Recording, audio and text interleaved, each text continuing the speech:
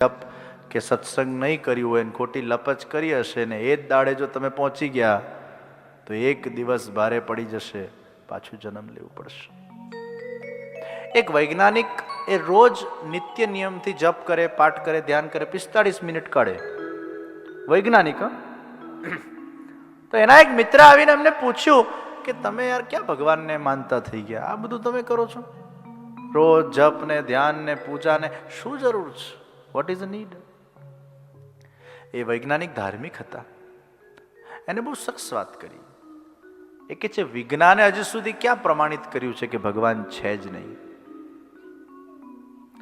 विज्ञान भगवान को नहीं मानता है क्योंकि विज्ञान ने अभी तक भगवान देखे नहीं है, लेकिन वो खोज चालू है भगवान को ढूंढने की. अभी प्रमाणित नहीं हुआ कि भगवान नहीं है. हो भी सकते हैं.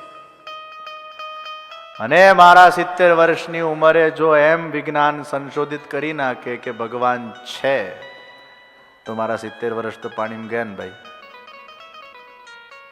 એના કરતા મને મારા નિત્ય નિયમ કરવા દે. છે કે નથી એ પછીનો વિષય છે, પણ મને આ કરીને શાંતિ મળે છે એટલે મને કરવા દે. વિજ્ઞાનનું કામ કેવું છે, એકવાર એ જોઈ લે ને પછી માને. આપણા ત્યાં તો બધી વસ્તુ પહેલાથી કહેવાયેલી છે, અને એટલે ગ્રંથ પ્રમાણ જે દેખાયું, જે સંભળાયું એ યાદ રખાયું, એ લખાયું. જે લખાયું એ અનુભવાયું, જે અનુભવાયું એ દેખાયું, જે દેખાયું એ પાછું સંભળાયું, જે સંભળાયું એ લખાયું, એ લખાયું એ પાછું અનુભવાયું. આખી સાયકલ છે ગ્રંથ પ્રમાણ. અને આ બધા ગ્રંથો કોઈ વ્યક્તિએ પોતાના ગજવામાંથી કાઢેલા ગ્રંથો નથી. આ ભગવાનની સાક્ષાત વાણી છે અને ભગવાન દ્વારા પ્રગટ કરેલા ગ્રંથો છે, ઈશ્વર દ્વારા. કોઈ હજી મનુષ્ય દ્વારા પ્રગટ કરેલું હોય તો જુદી વાત છે, આ ઈશ્વરની. અને એટલે અકબરને થયું ને કે બિરબલ, આ હિન્દુ ધર્મના અંદર આ બધા હિન્દુ ધર્મના ગ્રંથોનું આટલું બધું મહત્વ કેમ છે? બિરબલે બીજા દાડે એક વ્યક્તિને બોલાવ્યો અને વ્યક્તિને કીધું, જાઓ જહાં પના કો જાકર 3 તમાચે મારો. એ વ્યક્તિના નીચેથી ધરતી હલી ગઈ. જહાં પના કો 3 તમાચે કેસે મારો? અકબર એકદમ ક્રોધાયમાન થઈ ગયો. બિરબલ, તું આવી મારી ગુસ્તાખી કરે છે? ભર સભાના અંદર કોઈ વ્યક્તિને મને તમાચા મારવાનું કે છે? હાવ યુ ડેર? અકબરે પેલાને ઓર્ડર કર્યો, જા બિરબલ કો 5 તમાચે માર.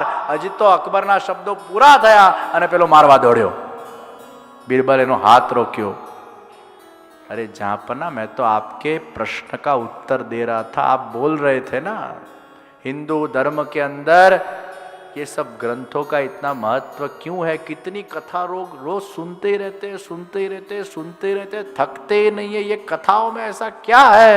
ત્યારે બિરબલે કીધું, મેં 3 વાર કીધું, આ મારી એક ન સાંભળી અને તમે એક વાર બોલ્યા અને શબ્દ પૂરો ન થયો અને પેલો મારવા દોડ્યા. જેમ તમારા વચનોનું એક મહત્વ છે, કારણ કે તમે રાજા છો, એમ હિન્દુ ધર્મના જેટલા પણ ધર્મ ગ્રંથો છે એ ભગવાન દ્વારા ઉક્ત છે, એટલે એનું મહત્વ છે.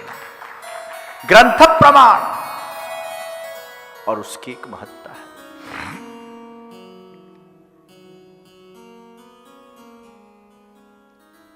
જે આપણે સાંભળશું એનું ચિંતન.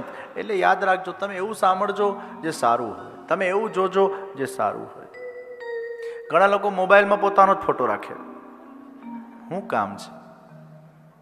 બહુ જોયા તમારા જાતને હવારે કાચમાં. મોબાઈલમાં તમારો ફોટો. મોબાઈલમાં તમે એવા કોઈનો ફોટો રાખો જેનાથી તમને પ્રેરણા મળે, કોઈક સારી વસ્તુ યાદ આવે, કોઈક સારો સિદ્ધાંત યાદ આવે, જેનાથી આપણને ઈશ્વરની યાદ આવે, જેનાથી આપણને ઈશ્વરના પથ પર ચાલવા માટેની પ્રેરણા મળે. એવા ફોટા મૂકો. તમારા ઘરમાં પણ એ રીતે મૂકો, પણ પોતાના મોબાઈલમાં પોતાના ફોટા.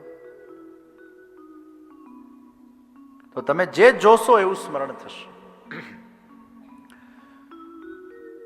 અને એટલે જ પિક્ચરના ગીતો તો સાંભળવા જ ન જોઈએ. એનું કારણ છે કે તમે પિક્ચરનું ગીત સાંભળ્યું એટલે તમને પેલો ગાયક એક તો યાદ આવે, એનો ચહેરો મગજમાં એવા કરે, ગાયક કોણ છે આનો? આ ગાયક છે, એટલે કેવી રીતે ગાતો હશે, એટલે એનું તમને હાવભાવ મગજમાં આવે. આ સાયકોલોજી છે. પછી જેના પર એ ગીત પિક્ચરાઇઝ થયું હશે આખો સીન તમને યાદ આવશે, કેમ કે તમે પિક્ચર જોઈ હશે. એટલે તમારો એક ગીતથી આખી પેલી ફાઇલ, પેલી સીન ખુલી જાય તમારા મગજમાં, તમારું મગજ એમાં ને એમાં પછી રચ્યું પચ્યું રહે. એટલે સ્મરણ તમને કોનું થયું? પિક્ચરનું સ્મરણ થયું. એ તમને શું કામ આવવાનું? ગાડીમાં ભજનો સાંભળજો, ગાડીમાં કીર્તનો સાંભળજો, ઘરમાં ભજનો સાંભળજો, ઘરમાં કીર્તનો સાંભળજો, અને યાદ રાખજો હેલો ટ્યુનમાં પણ ભજન મૂકજો, એમાં કઈ બીજું ત્રીજું નાખી નહીં દેતા.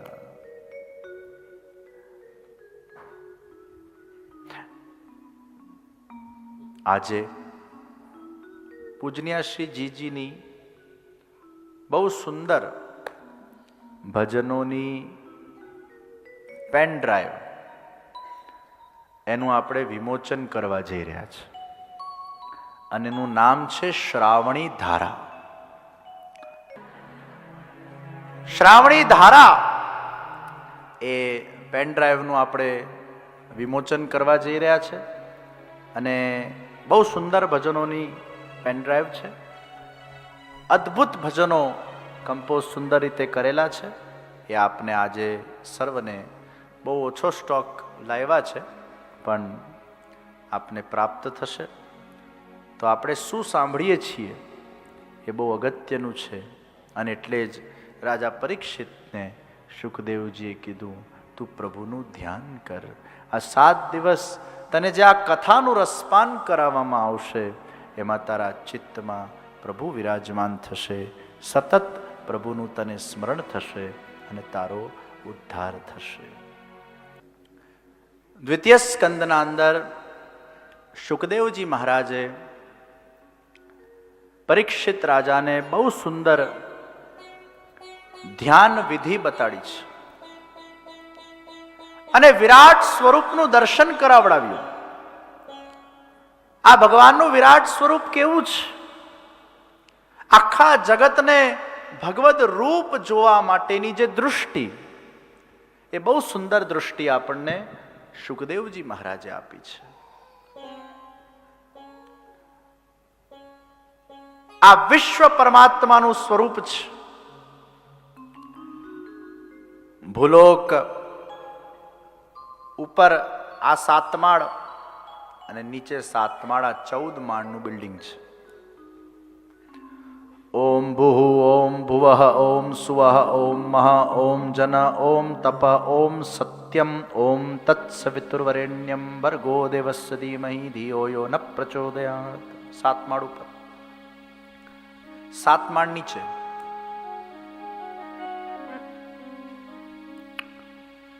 રસાતલ, તલાતલ, મહાતલ, અતલ, વિતલ, સુતલ, રસાતલ, તલાતલ, મહાતલ, પાતાળ.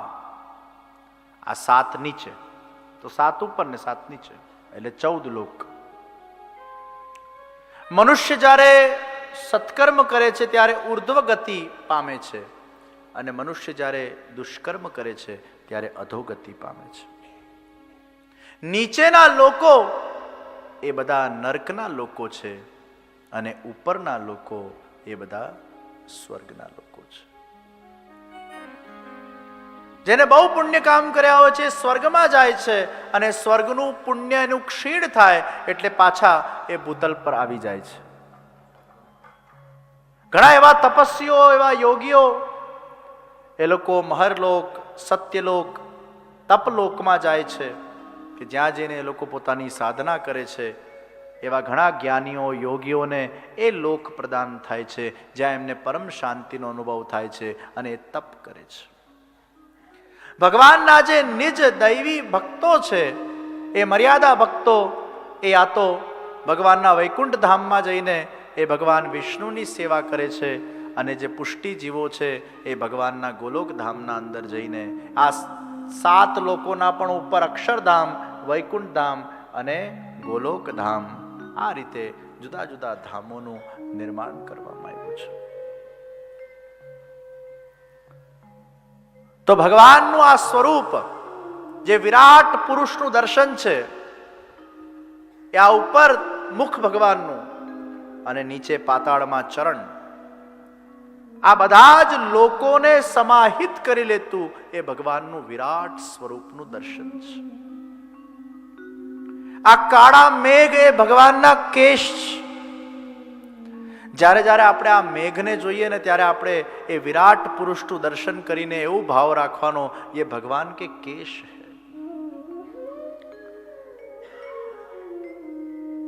આ નદીઓ એ ભગવાનની નાડીઓ છે. સૂર્યનો ઉદય અને સૂર્યનું અસ્ત એ ભગવાનના આંખનો નિમેષ ને ઉન્મેષ છે. આ વાયુની ગતિ એ ભગવાનનો શ્વાસ છે. ઘણીવાર જ્યારે આમ બહુ વાવાઝોડા ચાલતા હોય ને ત્યારે મને એમ થાય કે ભગવાન ક્યાંક ભસ્ત્રિકા કરતા લાગે છે. આમ જોર જોરથી શ્વાસો લેતા હોય તો આ વાવાઝોડા આવી જાય. તમે વિચાર કરો, ભગવાનની એક જોરથી આમ ડીપ બ્રેથ લે ને એમાં આખું આ સૃષ્ટિ તહેસ મહેસ થઈ જાય. તો આ વાયુની ગતિ એ ભગવાનનો શ્વાસ છે. આ વૃક્ષો એ ભગવાનના રૂવાટા છે. જેમ આપણા રૂવાટાને કોઈ આમ જોરથી ખેંચે તો આપણને કેટલો કષ્ટ થાય, એમ વૃક્ષોને જે કાપે એ ભગવાનને કષ્ટ થાય છે. વૃક્ષો એ ભગવાનના રૂવાટા છે. ભગવાનના એક એક અંગનું ધ્યાન અને જે ભગવાનમાં આપણી આસક્તિ હોય, જે કોઈ પણ આપણા ઈષ્ટદેવ હોય, એમનું નિત્ય સવારે આ પ્રમાણે અને આ પ્રકારે આપણે ધ્યાન કરી શકીએ છીએ. આ ધ્યાનથી આપણને ખૂબ જ શાંતિ મળશે. આપણા ત્યાં નિરાકાર શૂન્યનું ધ્યાન નથી, આપણા ત્યાં સાકાર ભગવાનના સાક્ષાત સ્વરૂપનું ધ્યાન છે. ભગવાન સર્વત્ર વિદ્યમાન છે અને દ્વિતીય સ્કંદના અંદર ચતુશ્લોકી ભાગવત, જેમાં ભગવાન સ્વયં પોતાનું પ્રમાણ આપે છે कि मैं हूं, और ये भगवान के ही शब्द है कि मैं हूं. ભલે કોઈ ભગવાનને માને ન માને જુદી વાત છે, પણ ભગવાન સ્વયં પોતાના જાતને પ્રમાણિત કરે છે. અહમેવા સમેવાગ્રે નાન્યત્યત સદસત્પરમ પશ્ચાદહમ યદેતચ્ચ યો વશિષ્યેત સોસ્મ્યહમ ઋતેર્થમ ન પ્રતીયેત ચાત્મની તદ્વિદ્યાદાત્મનો માયા યથા ભાસો યથા તમઃ યથા મહાંતિ ભૂતાની ભૂતેષુ ચાવચેષ્વનુ પ્રવિષ્ટાન્ય પ્રવિષ્ટાની તથા તેષુ ન તેષ્વહમ એતાવદેવ જિજ્ઞાસ્યમ તત્વજિજ્ઞાસુનાત્મનઃ અન્વય વ્યતિરેકાભ્યામ યત સ્યાત સર્વત્ર સર્વદા. આ ચતુશ્લોકી ભાગવત એ ભાગવતનું બીજ છે. તમે આ 4 શ્લોક સાંભળી લીધા એટલે ભાગવતજીનું એ બીજનું ફળ તમને મળી લીધું. આમાંથી જ ભાગવત પ્રગટ થયું છે અને આ ભગવાનના શબ્દો છે. અન્વય વ્યતિરેકના સિદ્ધાંતથી અગર ધુવાડો છે તો અગ્નિ હોય જ.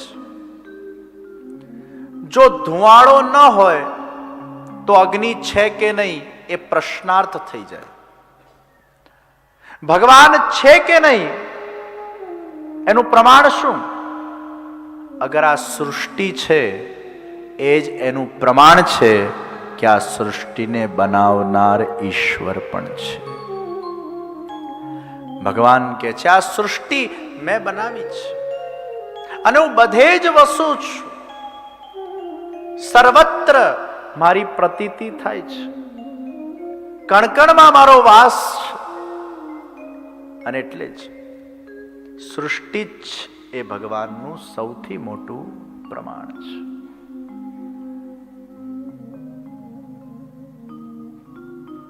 ઘણા લોકો બહુ આર્ગ્યુમેન્ટ કરે કે ભગવાન નથી, ભગવાન નથી, ભગવાન નથી.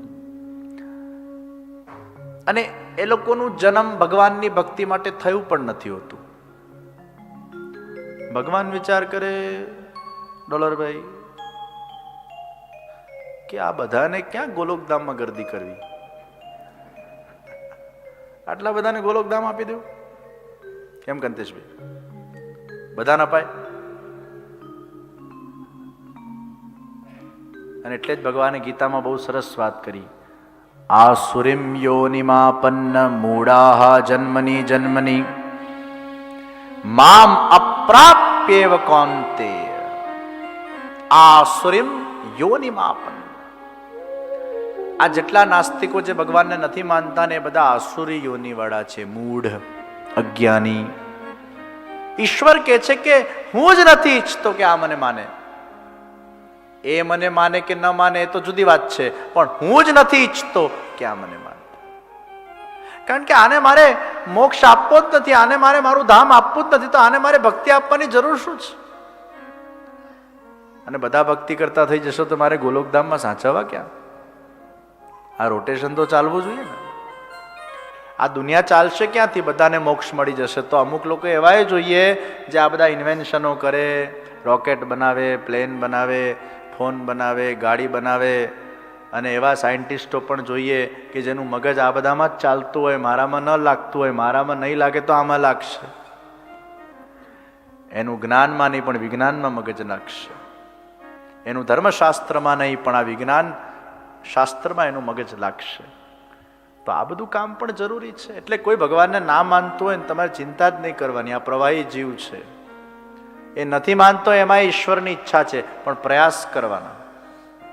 પ્રયાસથી હાથ નહીં ધોઈ બેસવાનું, કારણ કે આપણે ત્રિકાલ દ્રષ્ટા નથી, આપણને ખબર નથી કે ખરેખર આમાં કયો જીવ છે. મેં એવાય લોકો જોયા છે 80 વર્ષે પરિવર્તન આવ્યું છે.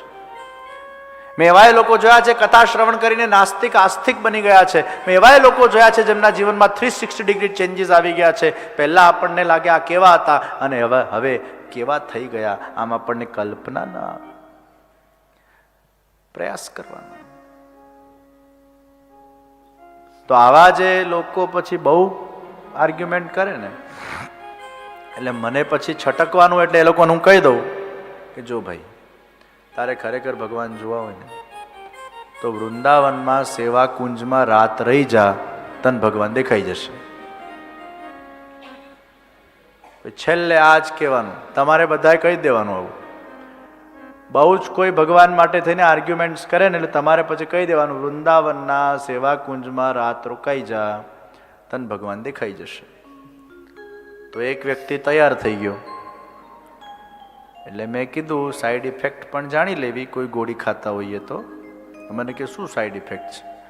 મેં કીધું અત્યાર સુધી જેટલા લોકો રોકાયા છે પાછા નથી આવ્યા. મને કે કોણ રિસ્ક લે આવું, અમારો તો બાલ બચ્ચા પરિવાર સાથે. પણ મેં કીધું તું ક્યાં ભગવાનને માને છે? તું તો માનતો જ નથી ને, તો જા ને અને સિદ્ધ કરને કે નથી. તું તો માન, પછી કેમ ડરે છે? ના કદાચ હોય તો. કીધું બે વાત નહીં કરવાની, એક પકડી રાખ, છે કે નથી. પછી આવા લોકોને આ જ રસ્તો, જાઓ સેવા કુંજ નિધિવન. और वहां आज भी भगवान पधारते हैं.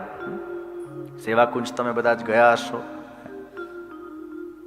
અને આજે પણ ત્યાં ફૂલની શૈયા બિછાવવામાં આવે છે અને રાત્રે પ્રભુ પધારે છે, રાધાજીની ચરણ સેવા કરે છે. ભગવાન કૃષ્ણ કહે છે કે રાધાજીની પણ ચરણ સેવા હું કરું છું. એટલે પત્ની જ પતિની સેવા કરે એવું નથી હોતું, પતિ પણ પત્નીની સેવા કરતા હોય છે.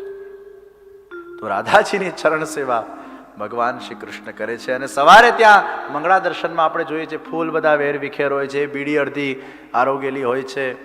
અને આ સાક્ષાત ચમત્કાર આજે પણ સેવા કુંજમાં ઠાકોરજીનો વિદ્યમાન છે. ત્યાંના વૃક્ષો તમે જુઓ, આમ એકદમ ઝૂકેલા છે, આમ પ્રણામ કરતા હોય. એકે વૃક્ષ તમને સીધું જોવા નહીં મળે, ઝૂકેલા વૃક્ષો છે. वो भगवान की साक्षात सेवा का धाम सेवा कुंज है. બદ્રીનાથના અંદર આજે 6 મહિના અખંડ જ્યોત પ્રગટ કર્યા પછી જ્યારે પટ બંધ થાય છે અને ત્યાં કહેવાય છે કે 6 મહિના નારદજી સેવા કરે છે, 6 મહિના સુધી એ જ્યારે પટ બંધ થાય ત્યારે ઘી ભરાયું હોય એ માંડ 3 કે 4 દિવસ કદાચ ચાલે, પણ જ્યારે 6 મહિના પછી પાછા પટ ખુલે છે એ ઘી લબાલબ ભરેલું હોય છે. કોણ ભરવા જતું તું અંદર એ ઘી? ભગવાન કા આજ ભી સાક્ષાત ચમત્કાર વહાં વિદ્યમાન है. આજે પણ ઈશ્વરનો ચમત્કાર વિદ્યમાન છે. પ્રભુ સાક્ષાત બિરાજમાન है. તો ચતુશ્લોકી ભાગવતજીના માધ્યમથી ભગવાન એ પોતાનું જ પ્રમાણ એ પ્રદાન કરે છે.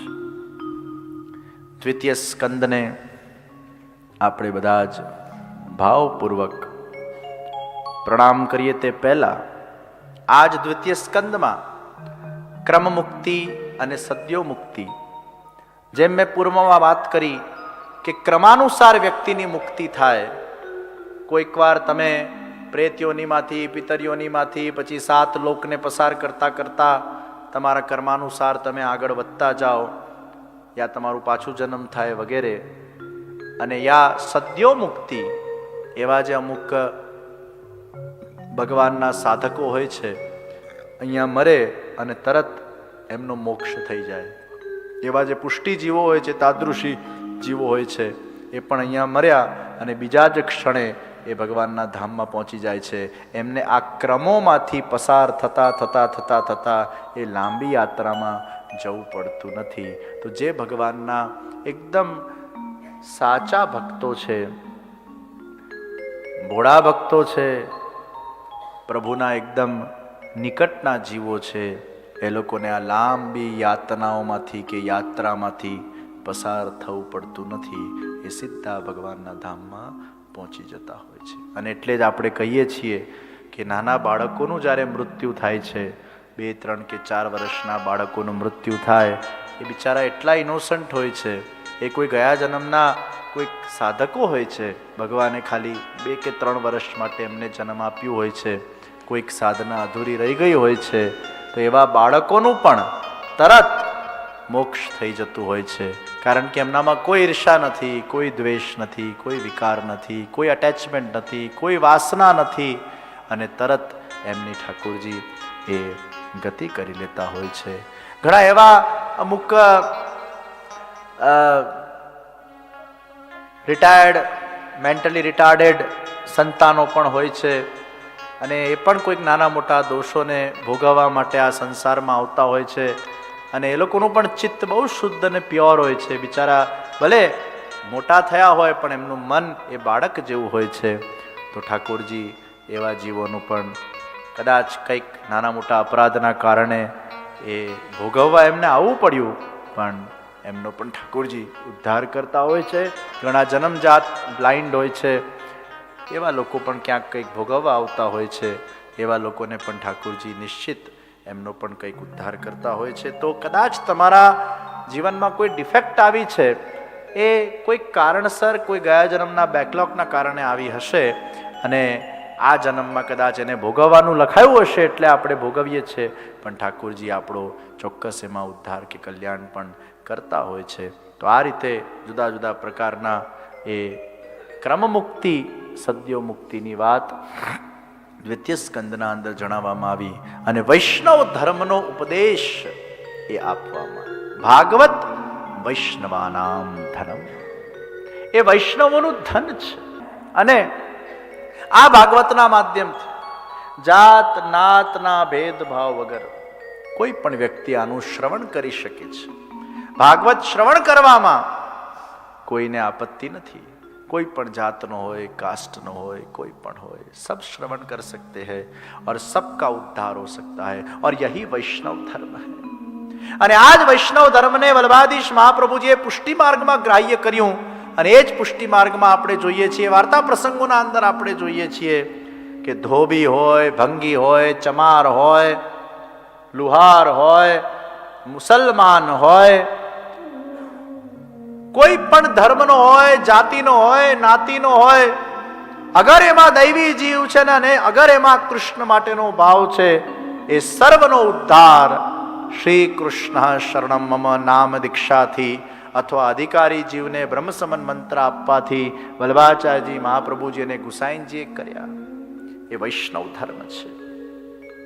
જાત નાતના ભેદભાવ વગર સ્ત્રી અને શુદ્રોનું પણ ઉદ્ધાર કર્યું. કારણ કે વેદોના અંદર સ્ત્રીઓને શુદ્રોને મહત્વ નહોતું આપવામાં આવતું. અને પુષ્ટિ માર્ગમાં એ સ્ત્રી હોય કે શુદ્ર હોય, એ સર્વનો ઉદ્ધાર બ્રહ્મસમન લીધા પછી ભગવત સેવાના માધ્યમથી એ થઈ શકતું હોય છે. અલી ખાન પઠાણની દીકરી મુસલમાન, અને ગુસાઈજી જ્યારે કથા કરવા બિરાજતા ત્યારે આમ આવીને બેસતી અને એટલા ધ્યાનથી કથાનું શ્રવણ કરતી. 2 દિવસ 3 દિવસ 4 દિવસ કથાનું શ્રવણ કરે, આમ ક્યાં ટાઈમ જતો રહે ખબર ન પડે. એકાગ્ર ચિત્તે કથાનું શ્રવણ કરતી આ અલી ખાન પઠાણની દીકરી. ચોથા દિવસે ગુસાઈનજીએ કથા ચાલુ ન કરી. બધા વૈષ્ણવ પ્રતીક્ષા કરવા લાગ્યા. પ્રભુ हम सब समयसर आ गए हैं, अब आप अपनी वाणी का हमें लाभ प्रदान कीजिए. गुसाईनजी के ना पेली हजी અલી ખાનની દીકરી નથી આવી ને, I can not start my કથા. બધા વૈષ્ણવ અંદર અંદર વાતો કરવા લાગ્યા. એવી તો પેલી મુસલમાનની દીકરી કઈ મોટી ધ્યાનથી સાંભળતી હશે,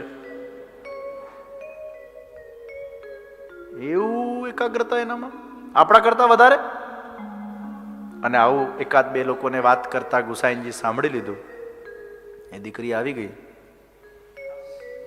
એટલે દીકરીને પછી ગુસાઈનજીએ પૂછ્યું, ચાલ પહેલા દિવસે મેં શું કથા કરેલી, બીજા દિવસે શું કથા કરેલી, ત્રીજા દિવસે શું કથા કરેલી. અને દીકરી આમ કડકડાટ બોલવા લાગી. પેલા વૈષ્ણવ આમ આશ્ચર્યચકિત થઈ ગયા. પછી ગુસાઈનજી એકાદ વૈષ્ણવને ઊભા કરીને પૂછ્યું ને, પહેલા દિવસ તો જવા દો, ગઈકાલ શું સાંભળેલું? તે માથું ખજવડવા લાગ્યું. ત્યારે ગુસાઈનજી કે છે, અબ દેખા तुम लोग के करते ये कथा भले मुसलमान की लड़की है लेकिन वो भाव से श्रद्धा से प्रेम से सुनती थी. इसका मन अल्लाह में नहीं, इसका मन कृष्ण में लगा हुआ है. ये भले मल्लेच जाति की है लेकिन वैष्णव है. અને આ વૈષ્ણવ ધર્મ એ આ ભાગવતનું ધર્મ છે. એટલે દ્વિતીય સ્કંદમાં એ વૈષ્ણવ ધર્મનો ઉપદેશ આપવામાં આવ્યો. સૌથી લકીએસ્ટ ભાગ્યશાળી આ પરમ દૈવી જીવો છે જેમને પોતાના ઘરે પ્રભુને વિરાજમાન કરીને ખૂબ સુંદર ભાવથી લાડ લડાવી રહ્યા છે. આમનાથી વિશેષ ભાગ્યશાળી કદાચ આ વિશ્વમાં કોઈ છે નહીં. કારણ કે ભગવાનના પ્રેમની સંપત્તિ એ અલભ્ય સંપત્તિ છે. પૈસો, કીર્તિ, યશ, પ્રતિષ્ઠા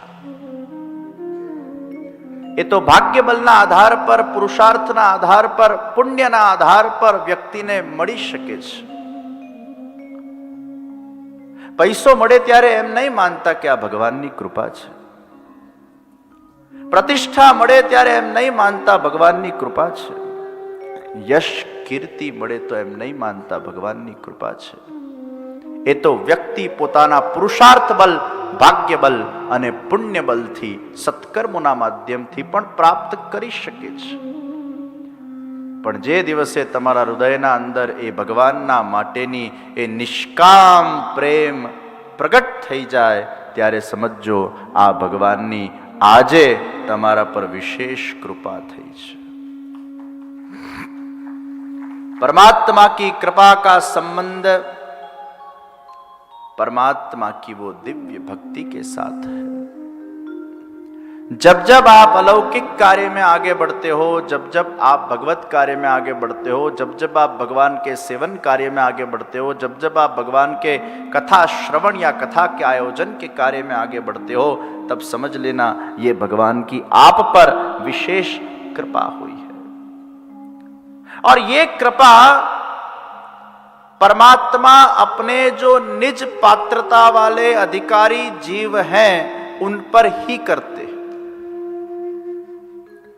અને એટલે જ એ બધા જ ભગવદીય દૈવી જીવોને હું ખૂબ બિરદાવું છું હૃદયપૂર્વક જે લોકોએ પોતાની જાત ઘસીને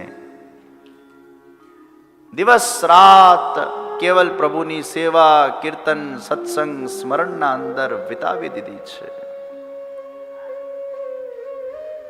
આ સાચા અર્થમાં એ પ્રભુ માટે, પ્રભુની ભક્તિ માટે જન્મેલા એ દૈવી જીવો છે.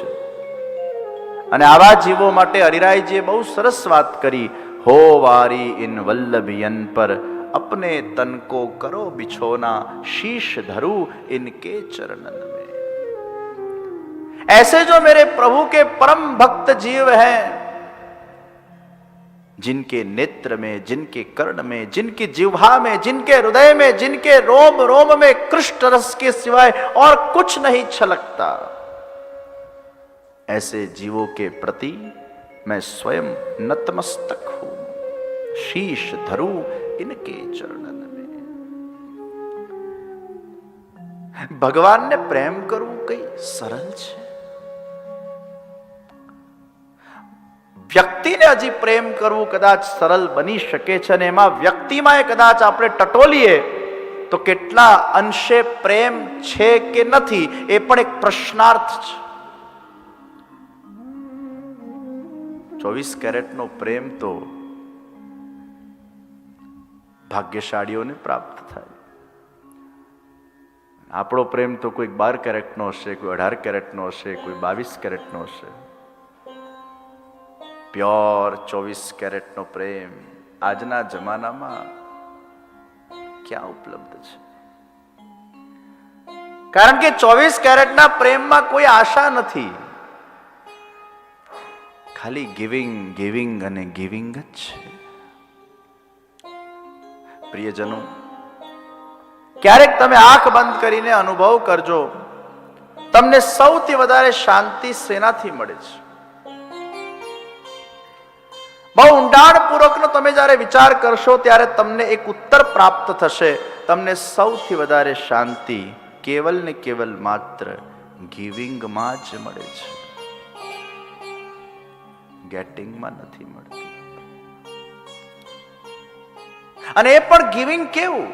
Not from the mind, not from the intellect, not only from the heart, but from the soul, with the feelings of the heart. 4 પ્રકારે ગિવિંગ થાય. First, you give from the mind. એટલે આપણું મન છે ને એ બહુ ખુરાપાતી છે. એ કંઈક આપે, આપણે ત્યાં બહુ સરસ કહેવત છે, લાલીઓ લાભ વગર લોટે નહીં. આ મન એવું બાળક છે કે એને કઈ કામ દેખાશે કે અહીંયા આપવાથી ફાયદો છે તો જ આપશે. વળી પાછી એમાં બુદ્ધિ એડ થઈ જાય એટલે બુદ્ધિ એમ વિચાર કરે કે અહીંયા આપવાની આવશ્યકતા છે એટલે આપવું જોઈએ. મન વિચાર્યા વગર આપશે, પણ થોડોક વિચાર કરશે, થોડોક લાભ દેખાશે ને આપશે. બુદ્ધિ કેવી છે? એ બહુ સમજી વિચારીને આપે.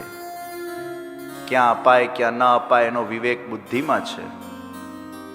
તો ઘણા મનથી આપે, ઘણા બુદ્ધિથી આપે,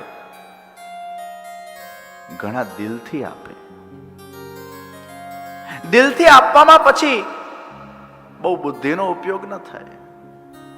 એને દિલમાં થયું બસ મારે આપવું છે એટલે આપી દેવું છે, કોઈ કારણ નથી, बस देना है.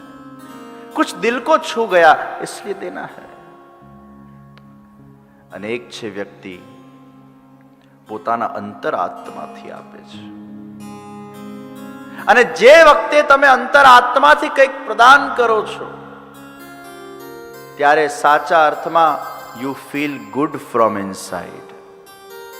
And life is all about feeling good. How you are feeling? આપણે કોઈ માંદા માણસ હોય ને તો એને પૂછીએ હાઉ યુ આર ફીલિંગ, પણ હું તો એમ કહું છું શરીરથી માંદા હોય એને જ ન પૂછાય, કારણ કે આજકાલ લોકો મનથી પણ માંદા જ હોય છે, એટલે એને પહેલા પૂછવું પડે how you are feeling. In 24 hours our feeling gets changed. Sometimes we are in the good mood and sometimes we are in the bad mood. So there are different kinds of feeling which comes inside us. But whenever you are giving from the soul, giving means it's not about just giving the money away. Giving is all about, it has a connection with what you are doing. Whatever you are doing with the feeling of giving. Where there is a feeling of purity, where you want others to be happy with that deed, when you want your God to be happy with that deed. જ્યાં લેશ માત્ર પણ કઈ વળતરની અપેક્ષા નથી, કેવલ માત્ર આપવાની જ ભાવના છે, અને આ ભાવના જ્યારે તમારામાં પ્રગટ થઈ જશે એટલે સમજી લેજો કે તમે 24 કલાક માટે ફીલ ગુડ કરશો. कुछ बातें हमारे मन को छूती है, कुछ बातें हमारे बुद्धि को छूती है, कुछ बातें हमारे दिल को छूती है, तो कुछ बातें हमारे आत्मा को छू जाती है, और जो आत्मा को छू जाती है वो जिंदगी भर हमारे जहन में रहती है, वो हम कभी भी भुलाते नहीं हैं. So there are the experience what we are experiencing in our day-to-day life, and it has its own stages. Certain experiences are on the level of the mind, certain experiences are on the level of the intellect, certain experiences are on the level of the heart, and certain experiences are the level of the soul.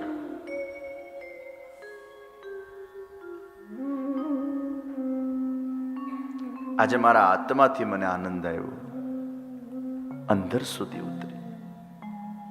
કથાના અંદરે ઘણીવાર અમુક વાતો બુદ્ધિને સ્પર્શે, અમુક દિલને સ્પર્શે, અમુક આત્માને સ્પર્શે છે. અને યાદ રાખજો, અગર કોઈ વાત તમારા આત્માને સ્પર્શી ગઈ એટલે સમજી લેજો તમારા આત્મામાં એનલાઇટમેન્ટ આવી જશે, અને ક્યાંક કંઈક થોડાક લેવલે પણ તમારામાં તમે કંઈક ચેન્જીસ કે પરિવર્તન નોટિસ કરશો. कुछ बातें आत्मा को छू जाती है. પુષ્ટિ માર્ગનો આખો સિદ્ધાંત ગિવિંગનો સિદ્ધાંત છે, સમર્પણનો સિદ્ધાંત છે, સોંપી દેવાનો સિદ્ધાંત છે. આ આત્મા ભગવાનનો દાસ બની જાય અને દાસ બનીને બધા કર્મો કરે, આ સિદ્ધાંત છે. અને એટલે તત્સુખ ભાવના, ભગવાન પાસે પણ ગિવિંગનો ભાવ. हो वारी न वल्लभियन पर अपने तन को करो बिछवाना.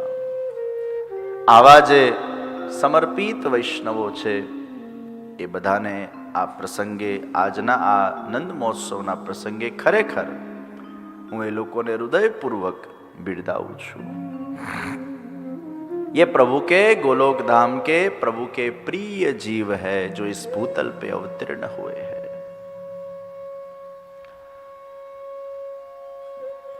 તમારી પ્રિય વસ્તુ તમારા નિજજનોને જ તમે આપો, એમ ભગવાનની પણ જે પ્રિય વસ્તુ છે એ ભગવાન પોતાના નિજજનોને જ આપે છે.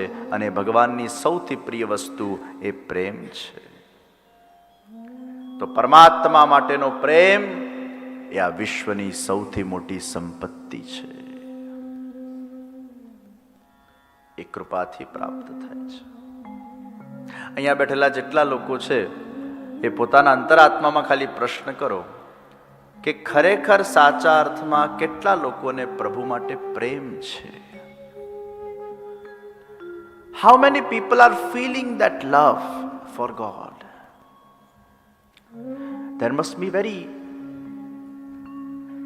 less amount of people who might be feeling that love for God.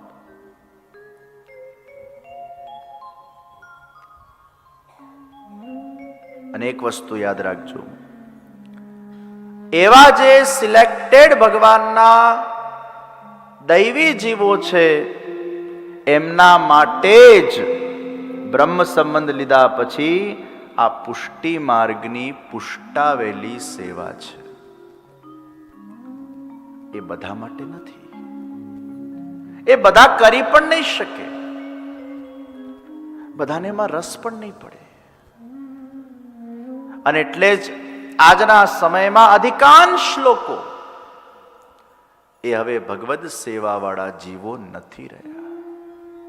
અને એટલે જ ધ્યાન પક્ષ આ શ્રેષ્ઠ પક્ષ છે. કૃષ્ણ ધ્યાન યોગ. આજના યુવાનો, આજના પુરુષો, એવા ઘણા લોકો જે સેવા નથી કરી શકતા, એ લોકો આંખ બંધ કરીને 30 મિનિટ રોજ ભગવાન શ્રી કૃષ્ણના સ્વાકાર સ્વરૂપનું ધ્યાન કરે, એમના ચિત્તને લગાડે. આ શ્રેષ્ઠ સાધન છે. અને એટલે જ આગળ જતા આવી આખી સૃષ્ટિ માટે વિવાયોના તત્વાવધાનમાં શ્રી કૃષ્ણ ધ્યાન યોગ નું શુભારંભ આપણે કરવા જઈ રહ્યા છીએ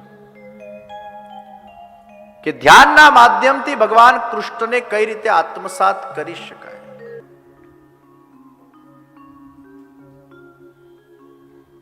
તો સાકાર સ્વરૂપનું ધ્યાન.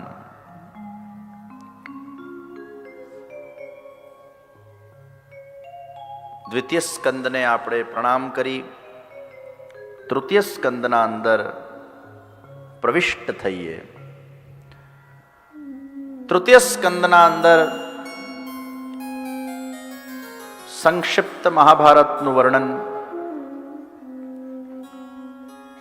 વિદુરજીનું રાજ્ય છોડવું અને રાજ્યના બહાર એક કુટિયાના અંદર આવીને રહેવું. વિદુરજી એ બીજા કોઈ નહીં પણ યમનું અવતાર છે. યમરાજ જ સ્વયં વિદુર બનીને આ ભૂતલ પર આવ્યા છે. અને વિદુરજીનું અગર આખું જીવન આપણે જોઈએ, એમની જીવન શૈલી જોઈએ, નિયમબદ્ધ એમનું જીવન, સિદ્ધાંત વાળું જીવન, ડિસિપ્લિન ઓરિએન્ટેડ જીવન. સવારે રોજ 4 વાગે બ્રહ્મ મુહૂર્તમાં ઉઠી જાય અને 3 કલાક જપ કરે, ધ્યાન કરે, મૌન રાખે, એક જ ટાઈમ ભોજન કરે. આ વિદુરજીનું જીવન છે. 12 વર્ષ સુધી વિદુરજીએ તપ કર્યો છે. કોઈ પણ સારી હેબિટ 12 વર્ષ સુધી અગર કન્સિસ્ટન્ટલી કરવામાં આવે એ સિદ્ધ બની જાય છે.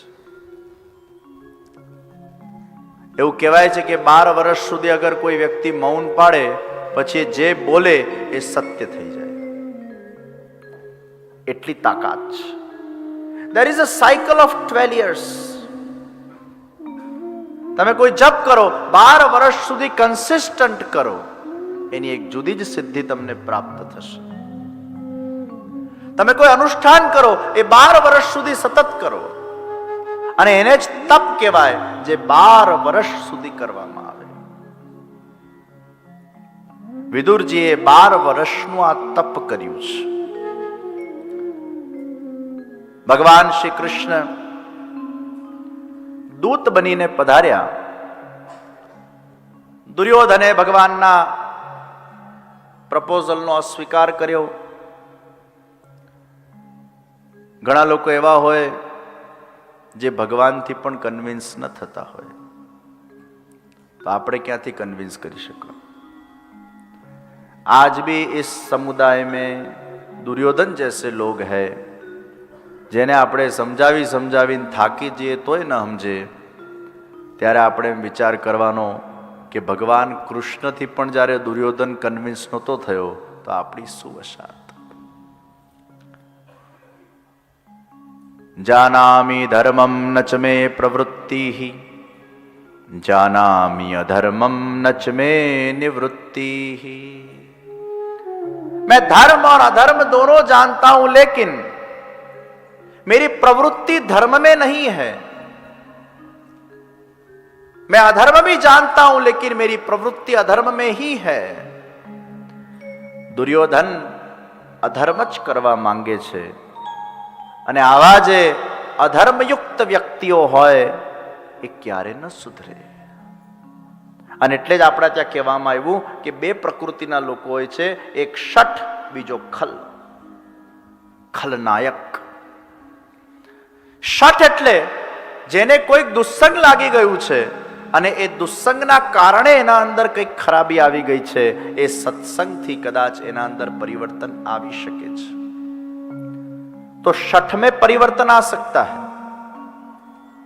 આપણને ઘણા લોકો એવા દેખાય, દુષ્કર્મ કરતા હોય, દુસ્સંગમાં હોય, ખરાબ કૃતિ કરતા હોય, પણ મૂળમાં ખરાબ નથી હોતા. એ દુસ્સંગના કારણે એના પર કાટ લાગી ગઈ હોય છે, મૂળમાં સારા હોય છે. વાર્તા પ્રસંગમાં આપણે જોયું, ચિત્તચોબે ગુંડા હતા, ચોરી લૂંટ ફાટ કરતા હતા, પણ સત્સંગના થવાથી, ગુરુના દર્શન થવાથી એ કાટ જતી રહી. वाल्मीकि પણ પહેલા વાલીઓ હતા, चोर लुटेरा હતા, और फिर उनके अंदर परिवर्तन आ गया. तो जो शठ होता है वो मूल में अच्छा आदमी होता है, लेकिन कहीं दुस्संग लगने के कारण उस पर वो काट चढ़ जाती है. वो गुरु कृपा से, सत्संग से वो निकल भी जाती है. અને જે ખલ છે ને એ પહેલાથી જ ખરાબ છે.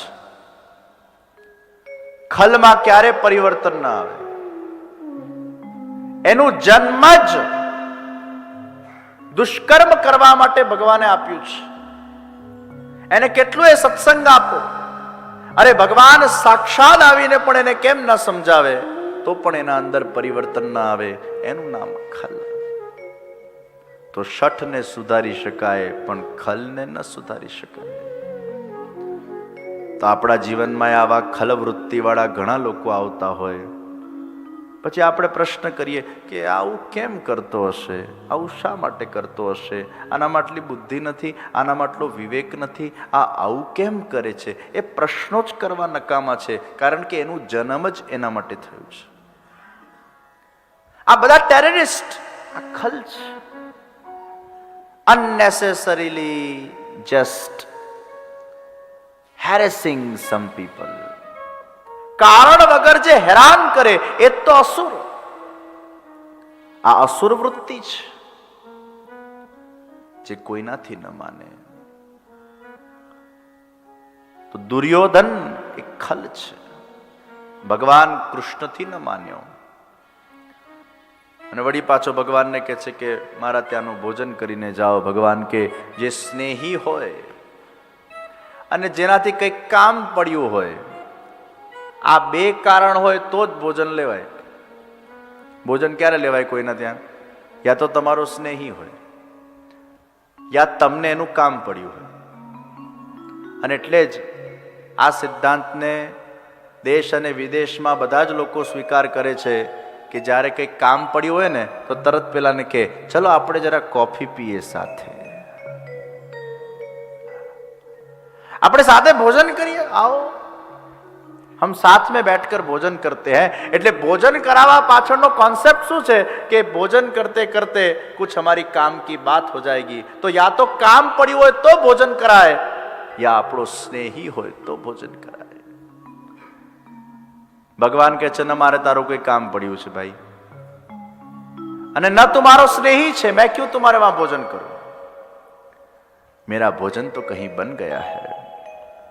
और भगवान दौड़कर विदुर जी की कुटिया में पधारे. और विदुर जी की कुटिया में पधार कर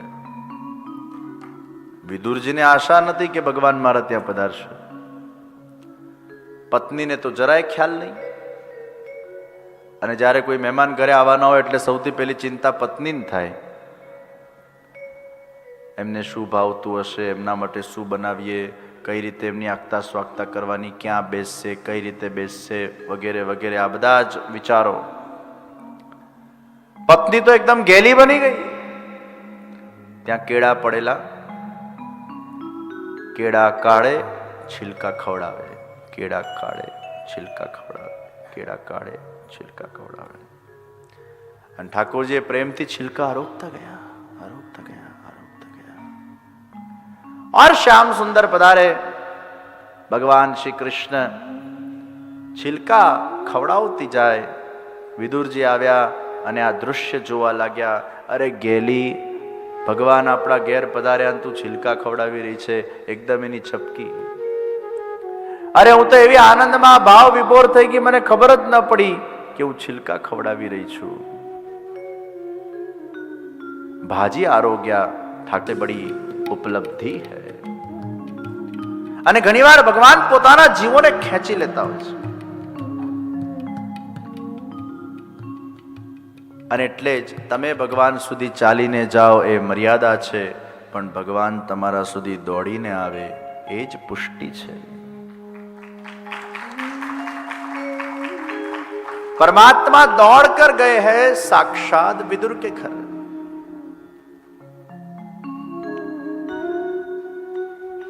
અચાનક ભગવાન આપણા ઘરે પધારે. અચાનક કંઈક એવો માહોલ ઉભો થઈ જાય. આ બહુ મોટી કૃપા છે. મુંબઈમાં એક જૈન પરિવાર, અને આ સત્ય ઘટના, કઈ રીતે ભગવાન પોતાના જીવોને ખેંચે છે એનું આ પ્રમાણ. પરંપરાથી જૈન, એમને કે પાછી પરંપરામાં વૈષ્ણવ સંસ્કાર હોય કે વૈષ્ણવ પરંપરા હોય. એના વાઈફ ક્યાંકથી જતા હતા તો દુકાનમાં બહુ બધા ઠાકોરજી દેખાયા. એકાદ ઠાકોરજીના સ્વરૂપમાં એની આમ એક દ્રષ્ટિ પડી, ખાલી એક ગ્લાન્સ. અને એ ઠાકોરજીની દ્રષ્ટિ એના પર પડી. બસ એને એના પતિને કહી દીધું, મને આ ઠાકોરજી લાવી દો. સ્ત્રીઓનું તો પાછું એવું ને, ગમી જાય એટલે લાવી દો. અને પછી સ્ત્રી હટ બાલ હટ સામે કોનું ચાલ્યું છે? સ્ત્રી હટ, બાલ હટ, યોગી હટ. ગમે એટલે લાવી દો. સીતાજીએ પણ રામને કીધું લાવી દો, અને રામને દોડાવ્યા.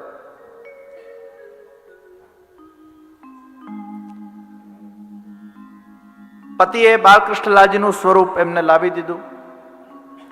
પતિએ સમજાવ્યા કે ભાઈ આપણે તો જૈન પરિવાર છે, આપણે શું કામ છે. એ કે ના, બસ મને આ મૂર્તિ બહુ ગમે છે. પછી તો ઘરે લઈ આવી અને બહુ જ ભાવથી એને જેમ આવડતું હતું, ફાવતું હતું એ રીતે સેવા કરવા લાગી. દિવસો વીતતા ગયા. ક્યાંક યુટ્યુબ પર એને શ્રીનાથજી ચરિતામૃત કથા પ્રાપ્ત થઈ, એને શ્રવણ કરી.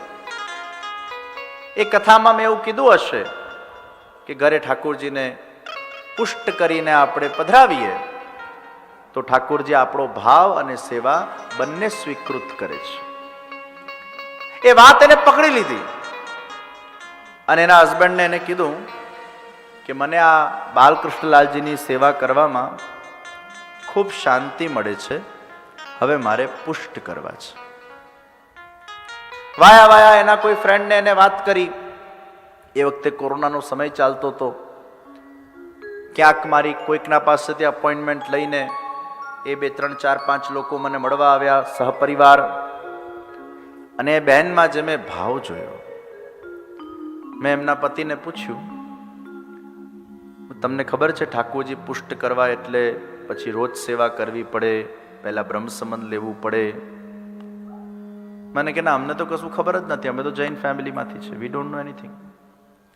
હા, તો આ કીધું કે ઠાકોરજી લઈ આપ એટલે મેં લઈ આપ્યા અને એના રીતે કરે છે. એ બેન કે હું બ્રહ્મ સંબંધ લેવા તૈયાર છું, પણ મારે આમની જ સેવા કરવી છે, મારા મનમાં આમના સિવાય બીજા કોઈના માટે ભાવ નથી. મેં પતિ સામું જોયું, વોટ ઇઝ યોર ઓપિનિયન? એ કે મારે ક્યાં આમાં બોલવાનું છે જ નહીં, કારણ કે મારી પત્ની એટલી જિદ્દી છે કે મારું સાંભળતી જ નથી. અને મારે પછી એના સાથે આખી જિંદગી રહેવાની, ખોટા ઝઘડા કરવા. એટલે એને જે કરવું એને છૂટ પહેલાથી મેં આપેલી જ છે. Whatever she wants to do she can do. She can do business also, if not she can do સેવા also, if not she can do સત્સંગ also, if not she can do anything what she wants. This is our understanding. Fine. પછી તેના ભાવને મેં જોયું. એ લોકો બરોડા આવ્યા આખા પરિવાર સાથે, એમને બ્રહ્મ સંબંધ લીધું અને ઠાકોરજી એમને પુષ્ટાવ્યા. તો સ્વાભાવિક છે કે આપણે કોઈને પણ પહેલી વાર સેવા આપતા હોઈએ તો મિશ્રી ભોગની સેવા આપતા હોઈએ કે ભાઈ તમે મિશ્રી ભોગથી શરૂ કરો અને પછી જેમ જેમ તમારો ભાવ વધે તેમ તેમ તમે આગળ વધજો. એને જીદ પકડી કે હું જે ખાઈશ ભોગ ધરીને ખાઈશ, મને આ મિશ્રીથી નહીં જવાના. મેં કીધું બેન તમે જરા ધીરે ધીરે પાપા પગલી આગળ વધો, ઉતાવળ નહીં કરો. હું જાણું છું તમારો ભાવ છે પણ નોટ લાઈક ધીસ. એ કે ના હું તો બધું જ ધરીશ, હું કાંદા લસણ ખાતી નથી અને આપ કહેશો એ રીતે હું ઠાકોરજીની સેવા કરીશ પણ મને પ્લીઝ બધું જ ધરવા દો. મેં ના પાડી. મેં કીધું હજી વાર છે. જિદ્દી પ્રકૃતિ. આપ અગર મને આજ્ઞા નહીં આપો તો હું અન્નનો ત્યાગ કરી દઈશ. અન્નનો ત્યાગ કરી દઈશ. મેં કીધું ગજબ છે. પેલો પતિ હસતો તો મને કે જે આના સાથે લમડા નહીં લો, મારો વર્ષોનો અનુભવ છે. આપ આ જે કે છે એમાં હાથ પાડો. ઠીક છે. અને એ બેન એને આખું રસોડું જુદું કરી નાખ્યું, ઠાકોરજીનું રૂમ સુંદર કરી નાખ્યું. એટલું વ્યવસ્થિત માર્ગદર્શન પ્રાપ્ત કરીને એના ઘરે ઠાકોરજીની સેવા કરે છે અને એના સેવાના પ્રભાવથી એના ઘરવાળાના અંદરે ભાવ જાગી ગયો. એના ઘરવાળા પણ એના સાથે 4 વાર વ્રજમાં જઈ આવ્યા.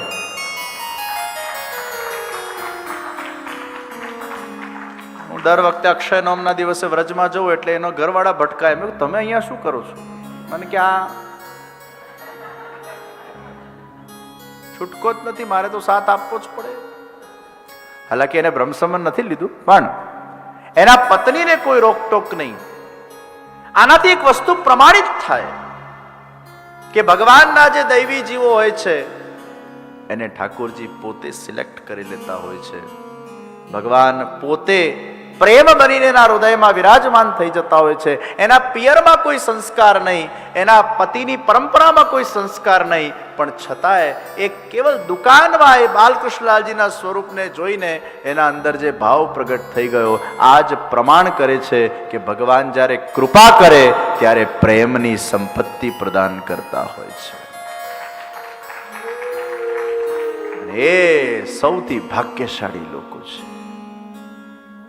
सबसे ऊंची प्रेम सगाई. प्रेम જ ભગવાનને ખેંચી શકે છે. મનુષ્યનો સ્વભાવ કેવો છે? રાઈ जितना करत है बनावे मेरू समान. અને ભગવાનનો સ્વભાવ કેવો છે? રાઈ जितना करत है माने मेरू समान. આપણે ભગવાન માટે રાઈ જેટલું કરશું ભગવાન એને મેરુ જેટલું માનશે. અને આપણો સ્વભાવ એવો છે કે આપણે આટલું કરશું ને આટલું બનાવીશું.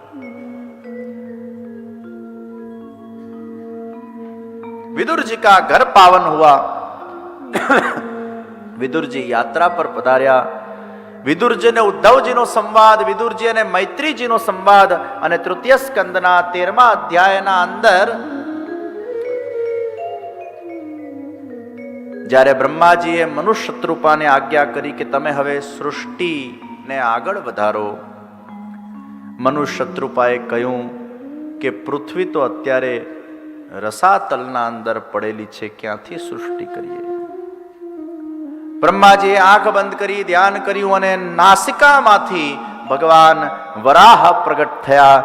બોલો શ્રી વરાહ ભગવાન કી. વરાહ ભગવાને હિરણાક્ષ સાથે ભીષણ યુદ્ધ કર્યું અને એ યુદ્ધના અંદર હિરણ્યાક્ષને પરાસ્ત કર્યો છે અને પૃથ્વીને પુનઃ રસાતલમાંથી સ્થાપિત કરી છે. આ હિરણ્યાક્ષ અને હિરણ્યકશિપુ આ બંને મહાદૈત્ય એ મૂળમાં જય અને વિજય દ્વારપાલ છે. ભગવાનના વૈકુંઠના અંદર જય અને વિજય એકવાર ચોકીદારી કરી રહ્યા હતા, અને એ વખતે સનકાદિ મુનિ આવ્યા અને સનકાદિ મુનિએ કીધું કે અમારે ઠાકોરજીને મળવું છે. જય વિજયને સ્ટ્રિક્ટ ઇન્સ્ટ્રક્શન હતા, DND, ડુ નોટ ડિસ્ટર્બ. ઠાકોરજીએ ના પાડી હતી, હમણાં કોઈ પણ આવે એને અંદર નહીં મોકલવા, એટલે એ લોકો તો ઇન્સ્ટ્રક્શન્સ ફોલો કરી રહ્યા હતા. સનકાદિ મુનિ કે તું અમને રોકવા વાળો કોણ? જા, હું તને શ્રાપ આપું છું કે તારે અસુર બનીને ભૂતલ પર જન્મવું પડશે, અને એ પણ એક વાર નહીં, 2 વાર નહીં, 3 વાર જન્મવું પડશે. અને એ જય વિજય ભગવાનના દ્વારપાળ એ આ ભૂતલ પર 3 વાર અસુર બનીને જન્મ્યા. હિરણ્યાક્ષ, હિરણ્યકશિપુ, રાવણ અને કુંભકર્ણ, અને શિશુપાલ અને દંતવક્ર. 3 વાર એ આ ભૂતલ પર અસુર બનીને આવ્યા. વિચાર કરો ભગવાનની કેવી લીલા છે. કોઈક વાર ભગવાન કોઈકનાથી કોઈક ભૂલ કરાવી દે, એનો એને શ્રાપ મળી જાય અને ભૂતલ પર આવી જાય. હવે આપણે રાવણને જોઈએ, કંસને જોઈએ, શિશુપાલને જોઈએ, હિરણ્યકશિપુને જોઈએ, આપણને કેવો ગુસ્સો ચડે. આ કેવા લોકો છે! આ ભગવાનનો તિરસ્કાર કરે છે.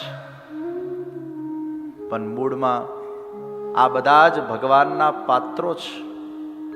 પોતાના લીલા કરવા માટે ભગવાન એ આ બધા પાત્રોનું નિર્માણ કરે છે. કારણ કે કોઈ પણ પ્રોડ્યુસર જ્યારે ફિલ્મ બનાવે ને, એમાં બધા જ હીરો થઈ જાય તો ફિલ્મમાં મજા આવે ખરી?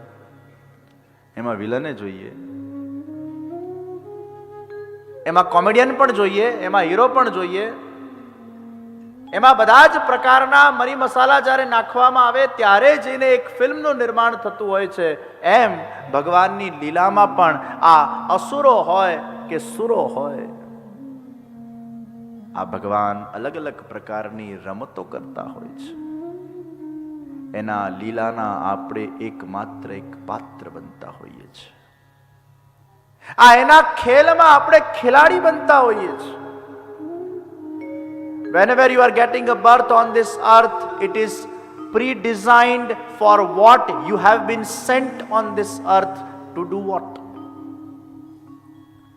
And whatever is designed on that basis, you will get the inspiration. You will develop your interest level. I want to do this or that. If you have become a doctor, it was pre-designed. You will become a doctor. If you become a bhakta, it was pre-designed. You will become a bhakta. અને એટલે જ જે પહેલાથી નક્કી થયેલું પાત્ર છે, એના આધાર પર ભગવાન એના જીવનમાં અમુક સંજોગો ઊભા કરે છે, એને સત્સંગ કે દુસ્સંગ આપે છે, અને એ રીતે એ વ્યક્તિ પોતાના જીવનને જીવતો હોય છે. આ ઈશ્વર આયોજિત આખું વિશ્વ છે. આપણને ભલે એમ લાગે આ મેં કર્યું, પણ મૂળમાં તો કરનાર ઈશ્વર જ છે. એની જ રમત છે. પણ એમ નહીં માની લેતા કે તમે ખોટું કરો છો એટલે પછી ઈશ્વરનું નામ દઈ દો કે મેં આ ખોટું કર્યું. આ તો ઈશ્વરે કર્યું, મેં ક્યાં કર્યું છે? લોકો પાછા સ્માર્ટ ને આ સિદ્ધાંતનો ગેરફાયદો ઉપાડી નાખે. કોઈને લાફો મારીને કે મેં ક્યાં માર્યો છે, આ તો એને કીધું એટલે માર્યો હતો. તો પછી બધા વ્યસનીઓ ખુશ. ये तो हम कहाँ पी रहे, भगवान बोल रहे इसलिए हम पी रहे. तुम कौन होते हो बोलने वाले? भगवान की लीला को तुम डिस्टर्ब करते हो. उन्होंने डिजाइन करके मुझे भेजा ये दारूडिया होगा, उन्होंने डिजाइन करके मुझे भेजा है ये सिगरेट पीने वाला होगा. ये तो सब वो कर रहे हैं, मैं क्या कर रहा हूं. પણ એક વસ્તુ યાદ રાખજો, અગર તમને દુસ્સંગ મળે છે અને દુષ્કર્મ કરવાની ઈચ્છા થાય છે, વ્યસનના માર્ગે અગર તમે આગળ વધો છો, એટલે ઈશ્વર ક્યાંક તમને પતનના માર્ગે લઈ જઈ રહ્યો છે. એ સારી સાઈન નથી. અને અગર તમારું જતન કરવા ભગવાન માંગે છે, તો ભગવાન તમને સત્સંગ આપશે, સત્કર્મની પ્રેરણા આપશે.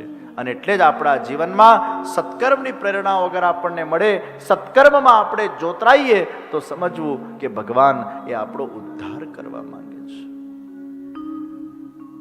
ઘણા એવા લોકો હોય છે જે પોતાની ખરાબ હેબિટ્સથી એટલા કંટાળેલા હોય છે અને ભગવાનને પ્રાર્થના કરતા હોય છે, હે પ્રભુ, મારી આ ખરાબ હેબિટમાંથી મને દૂર કર. આ સજ્જનો હોય છે, એનામાં અવેરનેસ છે કે આઈ એમ ડુઈંગ સમથિંગ રોંગ. જે દુર્જન છે એમાં અવેરનેસ જ નથી કે આઈ એમ ડુઈંગ સમથિંગ રોંગ. સજ્જન ને દુર્જનમાં આ જ ફરક છે. The person who is knowing what I am doing is wrong and I want to change myself, that is a good person. The person who doesn't know if he is doing wrong and that person doesn't want to change what he is doing, that is a sign of a bad person. Yes, God has made you good and bad.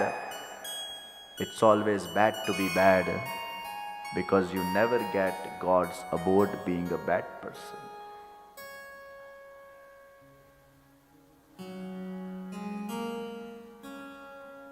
રાષ્ટ્રપતિ પાસે એ સત્તા છે કે ફાંસી માફ કરી શકે છે.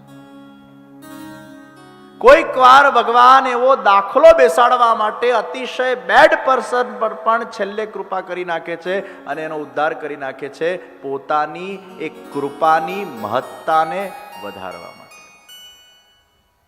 પણ અપવાદ એ ક્યારે પણ સિદ્ધાંત બનતો નથી. અપવાદ વો અપવાદ હૈ.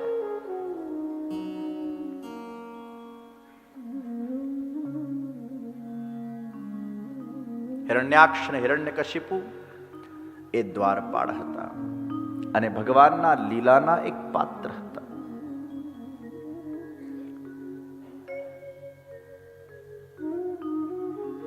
કશ્યપ અને દિતિ એમની સંતાન આ હિરણ્યાક્ષ અને હિરણ્યકશિપુ છે.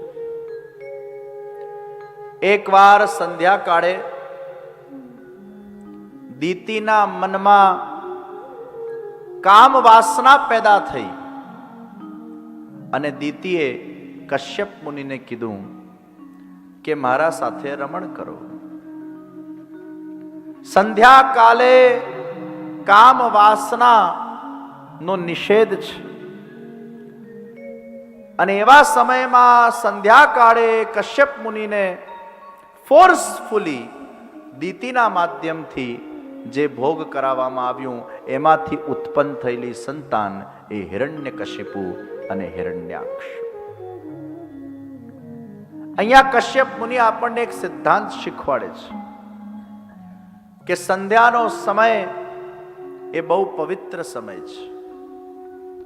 સૂર્યાસ્ત થતો હોય અને એ વખતે રજોગુણમાંથી તમોગુણ તરફ જ્યારે દિવસ ઢળતો હોય. સવારે સત્વગુણનું સ્વરૂપ છે, બપોર એ રજોગુણનું સ્વરૂપ છે અને સૂરજ અસ્ત થઈ જાય એટલે તમોગુણની શરૂઆત થઈ જાય. રજોગુણ અને તમોગુણનું જે ઇન્ટરસેક્શન પીરિયડ છે એ પીરિયડમાં કોઈ પણ શરીરને સુખ આપનારા કર્મો વ્યક્તિએ કરવા જોઈએ નહીં, એનો નિષેધ છે. અને એટલે સંધ્યા કાળે આપણે સંધ્યા આરતીના દર્શન કરતા હોઈએ છીએ. સંધ્યા કાળે તમારા ઘરે તમે દીવો પ્રગટ કરી શકો છો. ઠાકોરજીના સામે આપણે દીવો નથી કરતા, પણ તમારા ઘરે કોઈક જગ્યાએ દીવો પ્રગટ કરી શકો છો. પહેલાના જમાનામાં લાઈટ નથી, પણ દીવો જ પ્રગટ કરતા હતા અને એ દીવાને પ્રગટ કરીને જે પણ નેગેટિવ એનર્જી એ રૂમમાં કે ઘરમાં છે એને દૂર કરવામાં આવતી. સૂર્યનો જ્યારે અસ્ત થાય છે ત્યારે સૌથી વધારે ઝેરીલા જીવાણુઓ એનું વાતાવરણના અંદર અતિક્રમણ હોય છે અને શ્વાસોશ્વાસની પ્રક્રિયાના માધ્યમથી એ ઝેરીલા જીવાણુઓ એ તમારા અંદર આવન જાવન કરતા હોય છે. અને એ અવસ્થાના અંદર કોઈ પણ ભોજન આપણે નથી કરતા, ભોગ આપણે નથી કરતા, એન્ટરટેનમેન્ટ આપણે નથી કરતા, કારણ કે એ સમય દેવોના આગમનનો પણ સમય હોય છે અને દેવો પૃથ્વી પર વિચરણ કરવા પધારતા હોય છે. એ સમય ઊંઘાતું પણ નથી. ત્રિકાલ સંધ્યાએ 6 વાગે અથવા જ્યારે સૂરજ અસ્ત થતો હોય અહીંયાના ટાઈમિંગ્સ પ્રમાણે એ સમયમાં નિદ્રા પણ નથી લેવાતી. અને એટલે જ આ સંસ્કાર આપણને કશ્યપ મુનિ પ્રદાન કરી રહ્યા છે કે સંધ્યાકાળનો સમય એ પવિત્ર સમય છે અને એ સમયે ભગવત ધ્યાન, ચિંતન, સ્મરણ, માળા એ વખતે કરવું જોઈએ. આપણા ભારતીય સંસ્કૃતિના અંદર જે અમુક વિધાનો આપણને આપ્યા છે એના પાછળ અમુક સાયન્ટિફિક રીઝન્સ છે. ગ્રહણના અંદર તમે જુઓ, એ ગ્રહણમાં અગર કોઈ પણ વસ્તુ રાંધેલી મૂકેલી હશે એ જલ્દી સડી જશે, કારણ કે એ વખતે જે ઝેરીલા જીવાણુઓનું એ વખતનું અતિક્રમણ હોય છે એ ફૂડને નષ્ટ કરી નાખે છે. એટલે જ ગ્રહણ વખતે આપણા ત્યાં ભોજન કરવાનું નિષેધ છે. ગ્રહણના વખતે આપણે કેવલ ભગવત નામ સ્મરણ કરીએ છીએ. એ ગ્રહણની છાયા આપણા પર પડવા દેતા નથી. એ ગ્રહણની છાયા અગર તમારા પર પડે છે એની પણ નેગેટિવ એનર્જી તમારામાં આવે છે. કોઈ ગર્ભવતી મહિલા હોય અને એ અગર એ ગ્રહણમાં બહાર જાય એની પણ ઇફેક્ટ એના બાળક પર પડતું હોય છે. ભૂલે ચૂકે પણ ગ્રહણ કાળમાં ગર્ભવતી મહિલાઓએ બહાર ન નીકળવું, આ આપણા ત્યાંનો સિદ્ધાંત છે. યા તો ફિઝિકલી એ બાળકમાં કંઈક તકલીફ થઈ શકે યા મેન્ટલી કંઈ તકલીફ થઈ શકે, એટલે આપણે અમુક આ રીતિ નિયમોને જાળવતા હોઈએ છીએ. ગ્રહણના સમય પણ ભોગ થતો નથી. તો સનાતન હિન્દુ વૈદિક ધર્મના અંદર ચંદ્ર અને સૂર્યની પણ જે રીતે ઇફેક્ટ વ્યક્તિના મન અને આત્મા પર પડે છે, અને એટલે જ ચંદ્ર જેમ જેમ નજીક આવે છે તેમ તેમ પ્રકૃતિના અંદર, વાતાવરણના અંદર પ્રફુલ્લિતતા આવી જાય છે, અને ચંદ્ર જેમ જેમ દૂર જાય છે તેમ તેમ ક્યાંક પ્રકૃતિના અને વાતાવરણના અંદર પણ ક્યાંક કંઈક સ્ટ્રેસ ફીલ થાય છે. અને એટલે જ પૂર્ણિમાના દિવસે યુ આર મોર હેપી, અમાવસના દિવસે યુ આર અનહેપી. એટલે જ ફૂલ મૂન ડે ના દિવસે બધા લોકો ભગવાનના દર્શન કરવા જાય છે. લોકોની એવી માન્યતા છે કે પૂર્ણિમાના દિવસે ભગવાન બહુ પ્રસન્ન હોય અને આપણે પણ પ્રસન્ન હોઈએ, એટલે ઠાકોરજીના મુખ દર્શન ખાસ કરવા જોઈએ. તો પૂનમના દિવસે વધારે ને વધારે લોકો મંદિરોમાં દર્શનોમાં જતા હોય છે. તો સનાતન વૈદિક ધર્મમાં અમુક જે નિષેધો બતાડવામાં આવ્યા એના પાછળના પણ અમુક કારણો છે. 4 દિવસ વાળા તુલસીજીને સ્પર્શ કરે છે, તુલસીજી જતા રહે છે, અને એટલે 4 દિવસ વાળાઓને અમુક જગ્યાએ અડકવા માટેનો નિષેધ છે. 4 દિવસ વાળાઓને ભોજન સામગ્રી બનાવવા માટેનો નિષેધ છે, કારણ કે એ વખતે એ લોકોના બોડીમાં અલગ પ્રકારના હાર્મોન્સ હોય છે, અલગ પ્રકારની એક નેગેટિવ એનર્જી હોય છે કે જે જમ્સ એ ફૂડમાં લાગી જતા હોય છે, અને એ ફૂડને આપણે ખાઈએ એ જમ્સ આપણામાં આવતા હોય છે. આ બધા જ સિદ્ધાંતોને આપણે ફોલો કરતા હોઈએ છીએ. એના પાછળના કારણો છે. Every individual has its own aura. અત્યારે તમે લોકો બેઠા છો એકબીજાના બાજુમાં. You all are sitting with that aura transaction of each others. આપણા બધાની 10 ફૂટની ઓરા છે, અને તમારી ઓરા એટલે એ તમારું વ્યક્તિત્વ, તમારું મન કેવું છે, તમારી બુદ્ધિ કેવી છે, તમારું આત્મા કેવું છે, તમારું હૃદય કેવું છે, એના આધાર પર તમારી ઓરા નક્કી થાય છે. તમારું તપ કેવું છે, તમારા પુણ્ય કેવા છે, તમારા અંદર કેટલી પ્યોરિટી છે, પવિત્રતા છે, એ તમારા ઓરાના અંદર ક્યાંક છલકાય છે.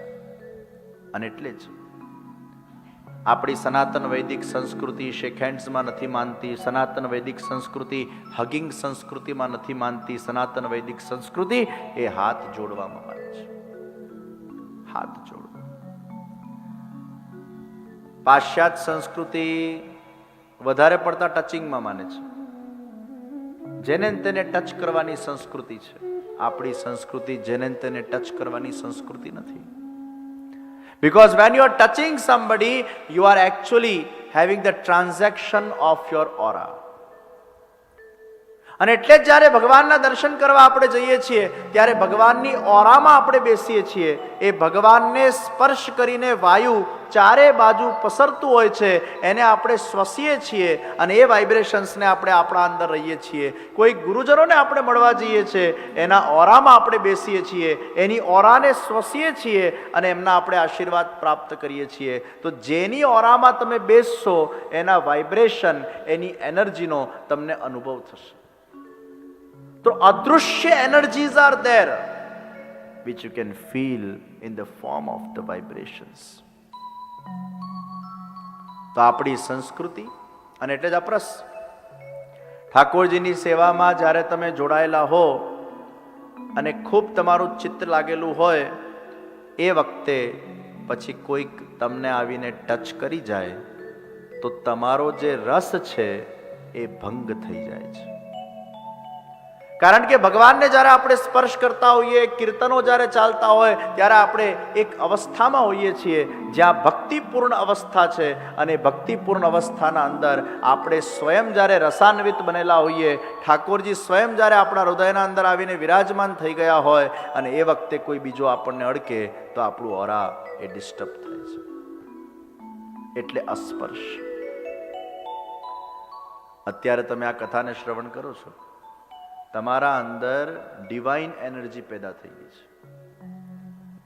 ભગવત કીર્તન, ભજન, સત્સંગ જ્યાં થતું હોય ત્યાં આપણા અંદર એક દિવ્યતા પ્રગટ થઈ જતી હોય છે. પ્રભુ આવીને સાક્ષાત વિરાજમાન થઈ જતા હોય છે અને એ આપણી જે ઓરા છે એ અત્યંત પવિત્ર બની જતી હોય છે. તો સંધ્યાકાળમાં સત્કર્મ થાય, દુષ્કર્મ ન થાય. હિરણ્યકશિપુ અને હિરણ્યાક્ષ એ સંધ્યા કાલના કરેલા કામ વાસનાનું પ્રતીક છે.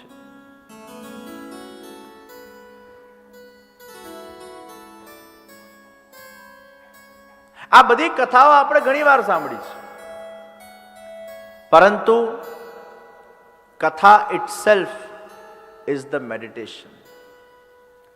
Katha itself, it gives you the enlightenment. Katha itself, it gives you the inspiration to learn some good things from these all patras. એવું જ એક દિવ્ય પાત્ર ભગવદ ઈચ્છાથી પ્રગટેલું એ કરદમ અને દેવહૂતિનું પાત્ર છે.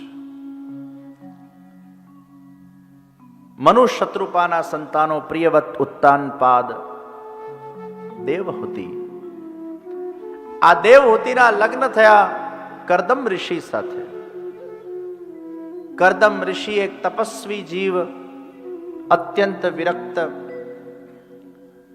અને દેવહૂતિ પણ એવી જ વિરક્ત. કરદમ ઋષિએ પરણતા પહેલા શરત મૂકી, ભગવાને મને આજ્ઞા કરી છે કે મારા ત્યાં ભગવાન સાક્ષાત પ્રગટ થવાના છે, એટલે હું તમારા સાથે વિવાહ કરીશ, પરંતુ જ્યારે ભગવાનનું પ્રાગટ્ય થઈ જાય પછી હું મારી તપસ્યામાં આગળ વધીશ. और आपको मेरी सहायता करनी होगी, उस तपस्या करने के लिए आप मेरा साथ दोगे. साथ એટલે ખાલી તપસ્યામાં બધી તૈયારી કરી લેવી એ સાથ જ કહેવાય એમ ન હોય, પણ પોતાના પતિને એના તપસ્યામાં એને આગળ વધવામાં કોઈ જગ્યાએ વ્યવધાન રૂપ ન બનવું એ પણ સાથ કહેવાય. પતિને એની તપસ્યાના અંદર ક્યાંક ખલેલ ન પાડવું એ પણ સાથ કહેવાય. એને નડતર રૂપ ન થવું એ પણ સાથ કહેવાય. એવી અન્ડરસ્ટેન્ડિંગ ડેવલપ કરવી એ પણ સાથ કહેવાય. કરદમ ऋषिए देवहूति जी ने કીધું, जहां भगवान का प्रागट्य होगा मैं अपनी तपस्या में व्यस्त हो जाऊंगा, आप मुझे साथ देना. દેવહૂતિજીએ મંજૂરી આપી છે. કરદમજી અને દેવહૂતિજીનું ગ્રહસ્થાશ્રમ એક આદર્શ ગ્રહસ્થાશ્રમ છે. આપણે આ બધી કથાઓ જ્યારે શ્રવણ કરીએ ને ત્યારે ઘણા લોકો એમ વિચાર કરે, આ તો બધું ઋષિ મુનિઓ કરી શકે, આ બધું આપણું કામ નહીં, આ તો બધું સાંભળી લેવાનું, આપણે આ આપણાથી ક્યાં પોસિબલ છે? It is impossible for us. And when we come with this mindset that this is impossible for us, we cannot become this kind of adarsh wife, or we cannot become this kind of adarsh husband, that means everything is over. There is no second step. Sometimes we become hopeless because we don't have any hope. તમે વિચાર કરો કે મનુષ્યના બુદ્ધિમાં કેટલી તાકાત છે. આજે આપણે જે વિચારીએ એ ઈશ્વર કૃપાથી કરી શકીએ છીએ. We have that powers inside us. તમે તમારા જાતને કમ ન સમજો. અમારા કેન પોપટ બહુ સરસ સ્લોગન આપે છે, if anyone can can can, isn't it? If anyone can can તમને કશેથી પણ ફાઇનાન્સ ના મળે તો if anyone can give you finance is can પોપટ.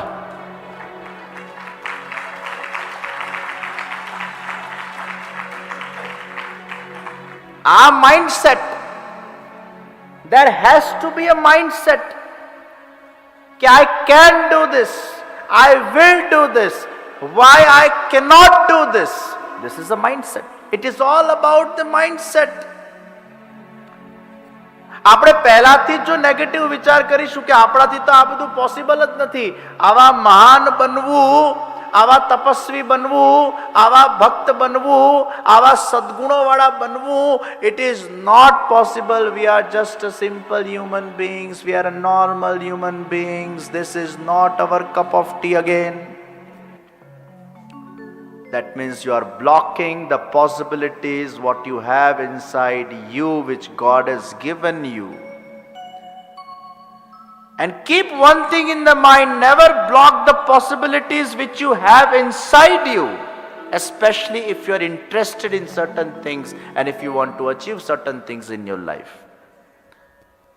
Why to block the possibilities by just putting the negative thoughts inside, pouring the negative thoughts inside your subconscious, intentionally or unintentionally? ક્યારેક આપણે જો વિચાર કરશું ને તો આપણે જાણે અજાણે ઘણા નેગેટિવ થોટ્સ આપણે આપણા સબકોન્શિયસ માઇન્ડને આપી દઈએ છીએ. And then subconscious minds work in that ways. આ જેટલા પણ ભક્તો હતા ને આ મનોરથ કરતા હતા, પ્રભુ અમને આવો મનોરથ થયો છે, પ્રભુ કાશ આપ અમારા ગોદીમાં આવીને બિરાજો. કેવો સરસ મનોરથ છે. પ્રભુ કાશ આપ અમારા સામે હસો, બોલો, વાતચીત કરો. કેટલું સરસ મનોરથ છે. લિટન સ્ટોનની હવેલી હોય કે અમારા જયેશભાઈ દેવ્યાનીબેન બેઠા છે, બાલમની આપણી શ્રીનાથજીની હવેલી હોય, કેવા સુંદર સુંદર મનોરથો ઠાકોરજીના થાય છે. અને બધા પ્રેમથી જુદા જુદા લીલામાં ઠાકોરજીને પધરાવતા હોય. તો જ્યારે આપણે ગૌચારણનો મનોરથ કરીએ ત્યારે આમ ગાયોના વચ્ચે ઠાકોરજી બિરાજે એટલે ક્યાંક આપણે એ ભાવ કરીએ છીએ કે ઠાકોરજી આજે આ ગાયોના વચ્ચે વિરાજમાન થયા છે.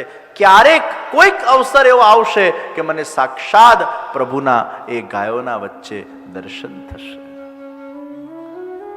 આ મનોરથ એટલે કઈ નાની વસ્તુ નથી. This મનોરથ is actually you are giving the positive affirmation to your own subconscious mind that you want this to happen. It is going to happen with God's grace, but you are actually pouring that seed inside your subconscious that I want this to happen. આ બહુ મોટી વાત છે. શબરિકાએ મનોરથ था. શબરીથી શીખવા જેવું છે. मेरे राम आएंगे, मेरे राम आएंगे, मेरे राम आएंगे, मेरे राम आएंगे. What a positivity. And what a way to put the efforts. Whether it is in spirituality or it is in your materialistic life or in the karma marg, whatever it is. But what a way to put an effort. ગુરુએ કીધું છે રામ આવશે એટલે આવશે જ. અને પછી શબરીથી આપણે શીખીએ આમ રોજ ફૂલ બિછાવતી, પણ એ ફૂલ બિછાવે ને ત્યારે એના મોઢા પર સ્માઇલ હતી. So what Shabri is teaching us? When you are putting any effort, first of all put a smile on your face. I am so happy today, as if today my Ram is going to come my house. Happy face. પ્રસન્નતાથી ફૂલ બિછાવે છે શબરી. પછી એ જ પાછું સજાવટ, daily routine, એ જ બોર, એ જ એઠા બોર. અને પછી આમ પ્રતીક્ષા કરીને બેઠી હોય, આમ દ્વારના ઉપર આમ નજર કરીને બેઠી હોય, અભી આएंगे, અભી આएंगे, અભી આएंगे.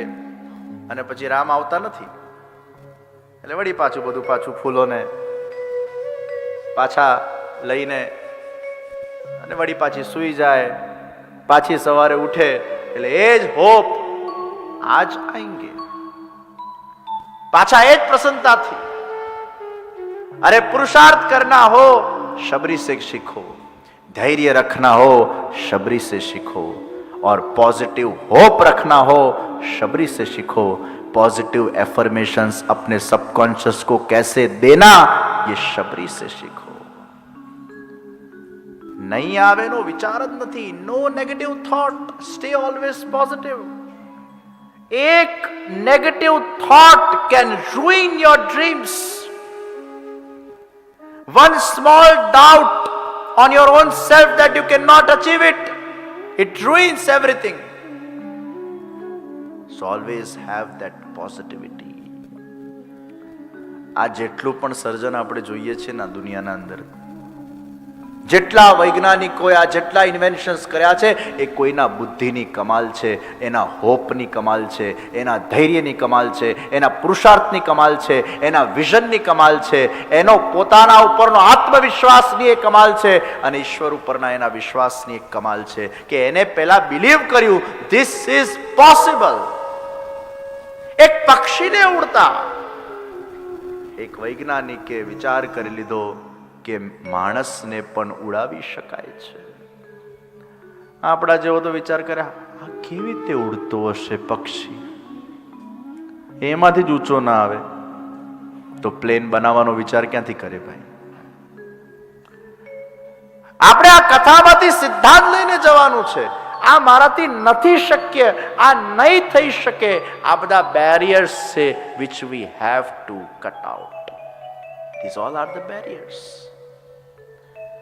કેમ આપણે આદર્શ જીવન ન જીવી શકીએ? કેમ આપણે દિવ્ય જીવન ન જીવી શકીએ? કેમ આપણે આ જ પાત્રોને આપણા જીવનના આદર્શ બનાવીને આપણું આત્મકલ્યાણ ના કરી શકીએ? આપણે કરી શકીએ છીએ. We have to give that hope. This is possible. તો અસંભવને સંભવ ઈશ્વરની કૃપાથી કરવાની શક્તિ એ વ્યક્તિના અંદર છે. કરદમજી અને દેવહૂતિ એક આદર્શ પતિ પત્ની છે. કરદમજીએ તપસ્યા કરી, દેવહૂતિજીએ એમને સહાયતા આપી. વર્ષો વર્ષ સુધી તપસ્યા કરતા રહે. પરણીને પહેલા તપસ્યા કરવા બેસી ગયા. એટલે પરણીને સીધા આમ તેમ ફરવા નથી ગયા, પરણીને સીધા તપસ્યા કરવા બેસી ગયા કદમજી. અને વળી પાછા પેલા સહાય કરવા બેસી ગયા. 5-10 વર્ષ તો આ ચાલ્યું, અનેક વર્ષો સુધી. અને પછી દેવહૂતિજીએ એકવાર બહુ ધીમા સ્વરે કરદમજીને યાદ અપાવ્યું प्रभु का प्रागट्य हमारे वहां होने वाला है. ત્યારે કરદમજીને એકદમ રિયલાઇઝ થયું, હા વાત તો સાચી છે. બિંદુ સરોવરમાં સ્નાન કર્યું છે, સરસ વિમાન બનાવ્યું છે, એ રત્ન જડિત વિમાન. અને ભાગવતજીમાં જે વિમાનનું વર્ણન કરવામાં આવ્યું છે એવું વિમાન તો કદાચ હજી સુધી બન્યું જ નહીં હોય આ ભૂતલ પર. ઘણીવાર પેલા શેખોના વિમાનના ફોટાઓ આવતા હોય છે, દુબઈના અને ગલ્ફના શેખોના વિમાન બધા સુવર્ણ જટિત, બેડ પણ સુવર્ણ જટિત, બાથરૂમનો નળ પણ સુવર્ણ જટિત, શાવર પણ સુવર્ણ જટિત, પેલું નાવાનો ટબ એ સુવર્ણ જટિત, એટલું બધું સુવર્ણ ને સુવર્ણ જટિત. એટલે મને એમ લાગે કે આ લોકો અત્યારે આવું સુવર્ણ જટિત આખા વિમાનમાં જે રીતે પોતાનું ભૌતિક જીવન ગાળી રહ્યા હશે, પણ કરદમજીએ તો રત્ન જટિત વિમાન બનાવ્યું, રત્ન જટિત વિમાન.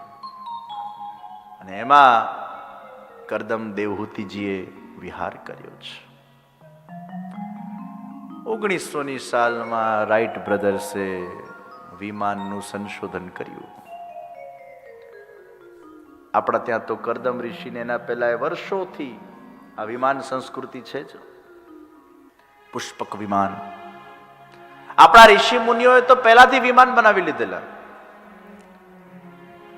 સાયન્ટિસ્ટોએ હવે બનાવ્યા. અને છતાંય ભૂતલ ઉપર હમણાંના સેન્ચુરીમાં અગર આપણે વિચાર કરીએ આના પહેલાની, તો રાઇટ બ્રધર્સે જે વિમાન બનાવ્યું 1900ની સાલમાં, એના પહેલા આપણા ભારતીય વિમાન બનાવ્યું છે. અને તમે ગૂગલમાં સર્ચ કરી લેજો, શિવકર તેલ પડે. હમણાં નહીં કરતા, ઘેર જઈને કરજો. આ તો પાછું મારી કથા સ્ટેલ કરી નાખશું.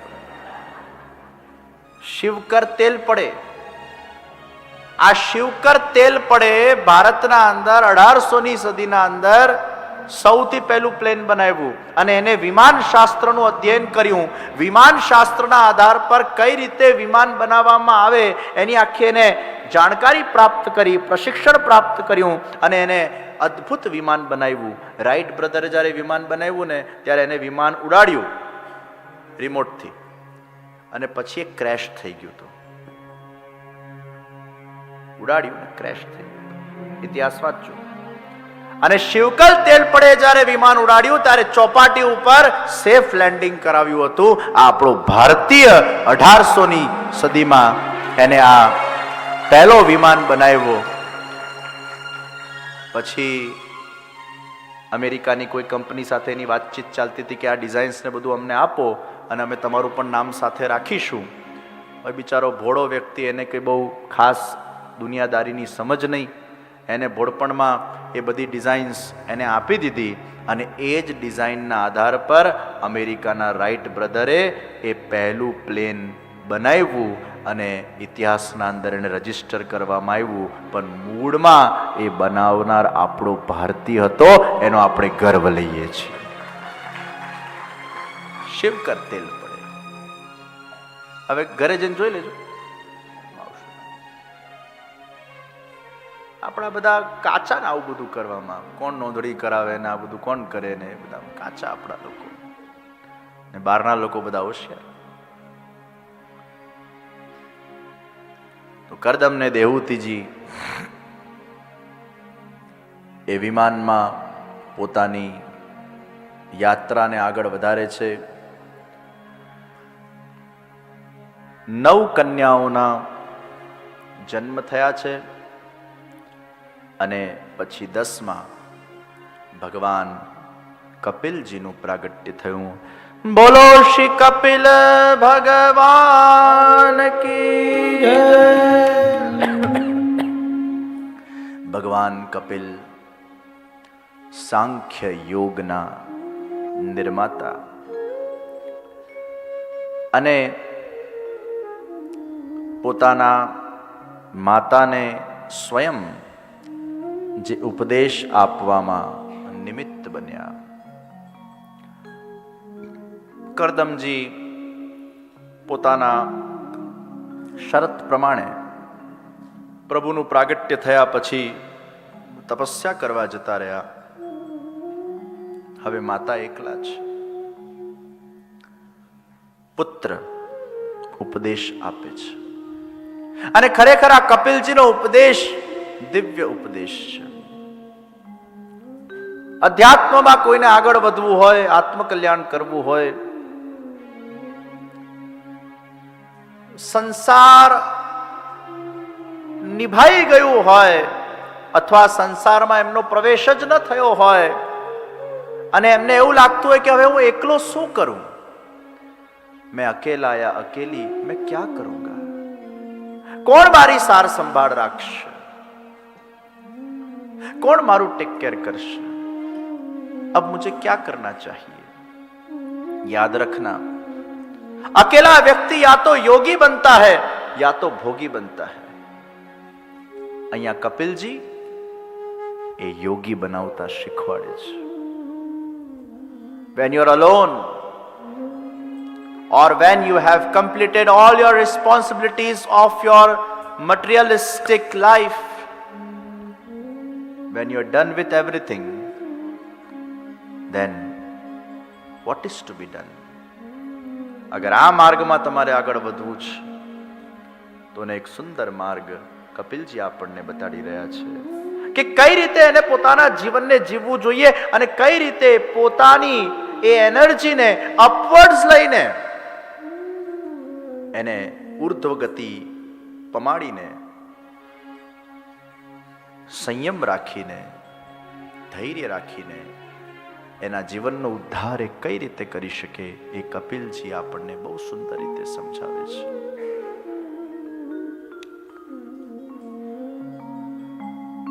Don't waste your energy, whether it is a physical energy or it is a mental energy. એનર્જીનો એક સ્વભાવ છે, એને જો પ્રોપર દિશા નહીં આપો તો એ આમ તેમ વહી જશે. અને આપણા અંદર એવી શક્તિ છે, એવી સર્જનાત્મક શક્તિ છે, એ જ આપણી એક એનર્જીમાં એટલી તાકાત છે કે એક બાળકનો જન્મ કરી શકે છે. વિચાર કરો, એ જ એનર્જીને અગર વ્યક્તિ અપવર્ડ્સ લઈ જાય તો વ્યક્તિમાં કેટલી શક્તિ પેદા થઈ શકે, કેવો યોગ થઈ શકે. એ જીવનના અંદર કંઈક પામી શકે, કંઈક અનુભવી શકે, કઈ ઉચ્ચતમ લક્ષ્યને હાસિલ કરી શકે અને પોતાનો ઉદ્ધાર કરી શકે. તો આ અવસ્થામાં કઈ રીતે જીવવું કપિલજી આપણને ખૂબ સુંદર ઉપદેશ આપે છે.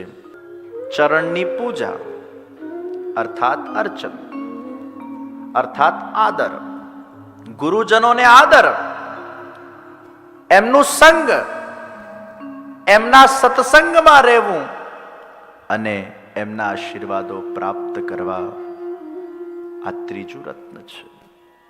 સમય સમય પર એ ગુરુના આશીર્વાદ પ્રાપ્ત થતા રહે, એ ગુરુની સન્મુખતા પ્રાપ્ત થતી રહે, એ ગુરુનું જ્ઞાનોપદેશ પ્રાપ્ત થતું રહે. ઘણીવાર એમ બને કે જ્ઞાનોપદેશ પ્રાપ્ત કર્યા પછી એને વાગોળવું એ પણ એક પ્રકારનું ગુરુનું સાનિધ્ય છે.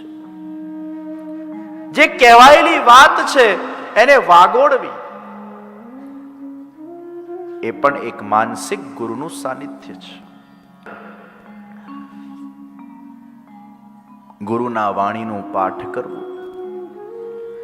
વલ્લભાચાર્યજી મહાપ્રભુજીના 16 ગ્રંથો, ઘણા લોકો યમુનાજીનું ગુજરાતી ટ્રાન્સલેશન વાંચ્યા કરે.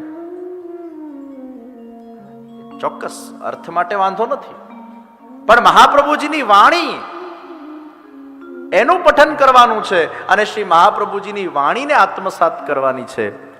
જે મહાપ્રભુજીના મુખમાંથી બોલાયેલા શબ્દો છે એ શબ્દોને જ્યારે આપણે વાગોળશું ત્યારે એની ઇફેક્ટ એ આપણા મન, બુદ્ધિ, ચિત્ત પર ચોક્કસ પડશે. એને વાગોળવું. ચોથું રત્ન, વિષય વાસના વધારનારા કર્મોથી દૂર રહેવું. Strictly movies are prohibited.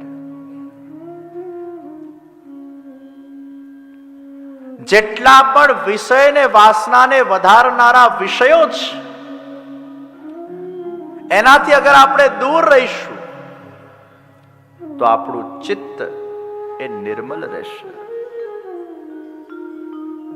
અને એટલે જ મેં ગઈકાલે પણ કીધું હતું, તમે જે જુઓ છો, જે સાંભળો છો, એની બહુ મોટી ઇફેક્ટ એ તમારા મન પર પડતી હોય છે. એટલે ભજન કીર્તન સાંભળો અને સારી મૂવીઝ જોજો કે જેમાંથી તમને કંઈક જ્ઞાન પ્રાપ્ત થાય, ઉર્જા પ્રાપ્ત થાય, મોટિવેશન પ્રાપ્ત થાય. વલ્ગારિટી નહીં જોતા જેનાથી ચિત્ત તમારું બગડતું જાય. આ ચોથું રત્ન છે. પાંચમું રત્ન, મન, વાણી અને કર્મથી કોઈ પણ જીવને ઇન્ટેન્શનલી ક્યારે પણ હેરાન નહીં કરતા. આ પાંચમું રત્ન છે. You need to be very, very careful that you don't speak such which hurts anybody, or you don't do such which can be hurting to somebody. અધ્યાત્મ પથ પર આગળ વધનારો પથિક મન, વાણી, કર્મથી ભૂલથી પણ કોઈને હાનિ ન પહોંચાડે એની કાળજી રાખવાની છે. કપિલજી આપણને છઠ્ઠું રત્ન આપ્યું, આવશ્યકતાથી વધારે વસ્તુનો સંગ્રહ ન કરવો. સંચય વૃત્તિ અને સંગ્રહ વૃત્તિ એ પાછો ફેરો બાંધે છે. એટલે આવશ્યકતાથી વધારે વસ્તુનો સંચય ન કરવો. સાતમું રત્ન, બ્રહ્મચર્યનું પાલન કરવું. Taking the energy upwards, which increases the concentration level, which increases the inner peace. બ્રહ્મચર્યનું પાલન કરવું. આઠમા નંબરે પ્રભુનું સેવન અને સ્વાધ્યાય કરવું.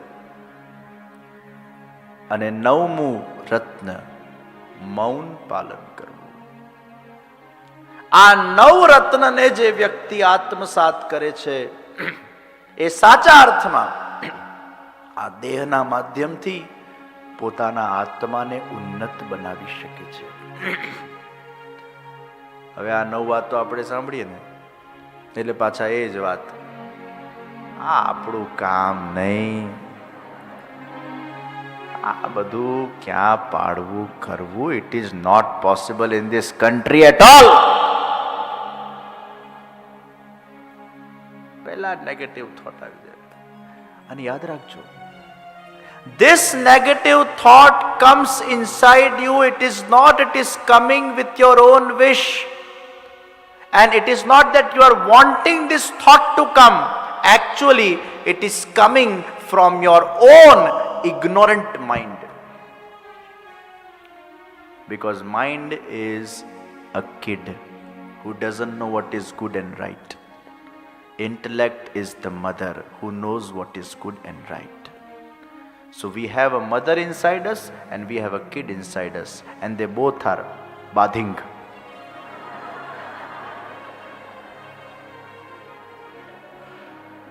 એક વ્યાધિ શબ્દ અહીંયાનો બહુ મને ગમે ને એક બાંધવું બહુ ગમે. અમારા બરોડામાં કોઈ બોલે નહીં આવું, ઝઘડવું બોલે, બાંધવું અહીંયાથી જ આવે. So mind and buddhi are always bathing. Mind says I cannot do this, buddhi says no, please try beta. Again mind says no, I cannot, buddhi says please try beta. We have learnt in the satsang we should try, at least make an attempt. No, I cannot.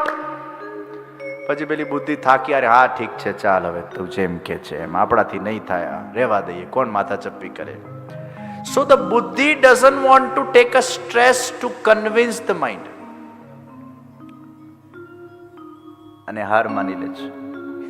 But there are certain stages and conditions and situations where we totally dominate our mind from the intellect, especially when we have to catch a flight in early morning. સવારે 4 વાગે ઉઠવાનું હોય, flight પકડવાની હોય, ત્યારે આપણું મન આમ ભેંકડા તાણીને રડતું હોય કે નથી જવું, નથી જવું, નથી ઉઠવું, ત્યારે આપણે કેવા મહિને આમ ચૂપચાપ ઉઠાડી દે છે, ગેટ અપ, ટુડે નો જીદ.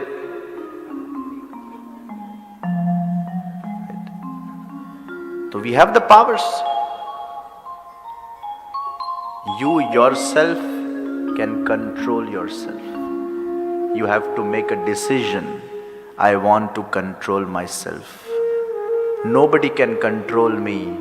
I can control myself. You become the controller.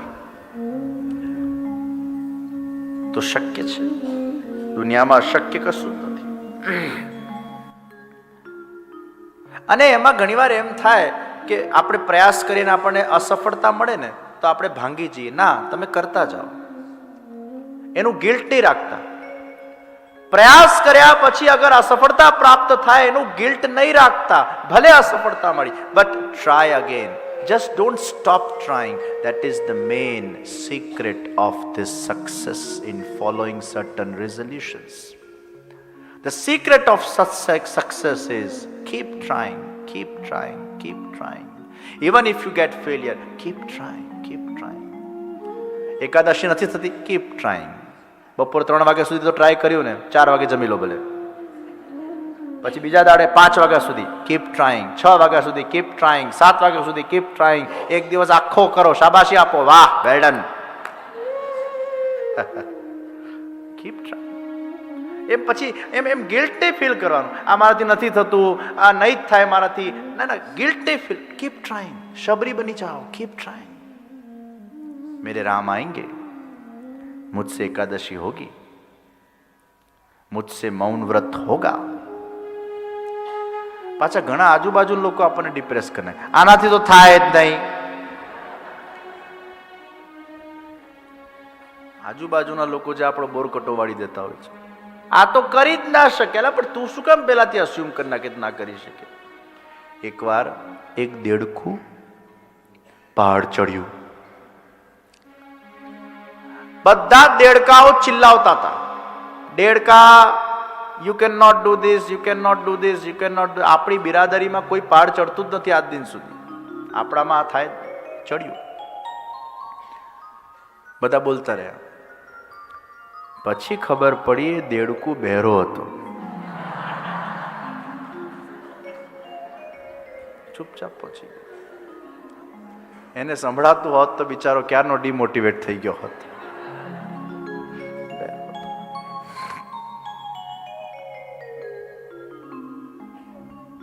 આ 9 રત્નો આપણને ભગવાન કપિલજી આપ્યા છે.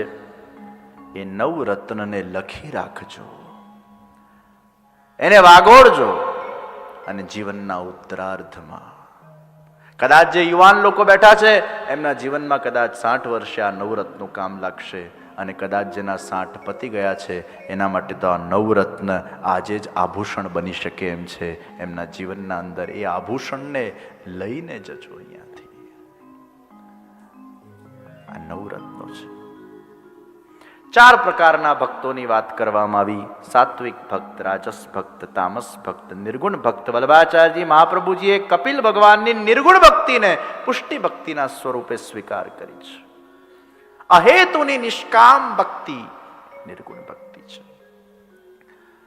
5 પ્રકારની મુક્તિ: સાલોક્ય, સાયુજ્ય, સારૂપ્ય, સામીપ્ય, સાર્ષ્ટ્રી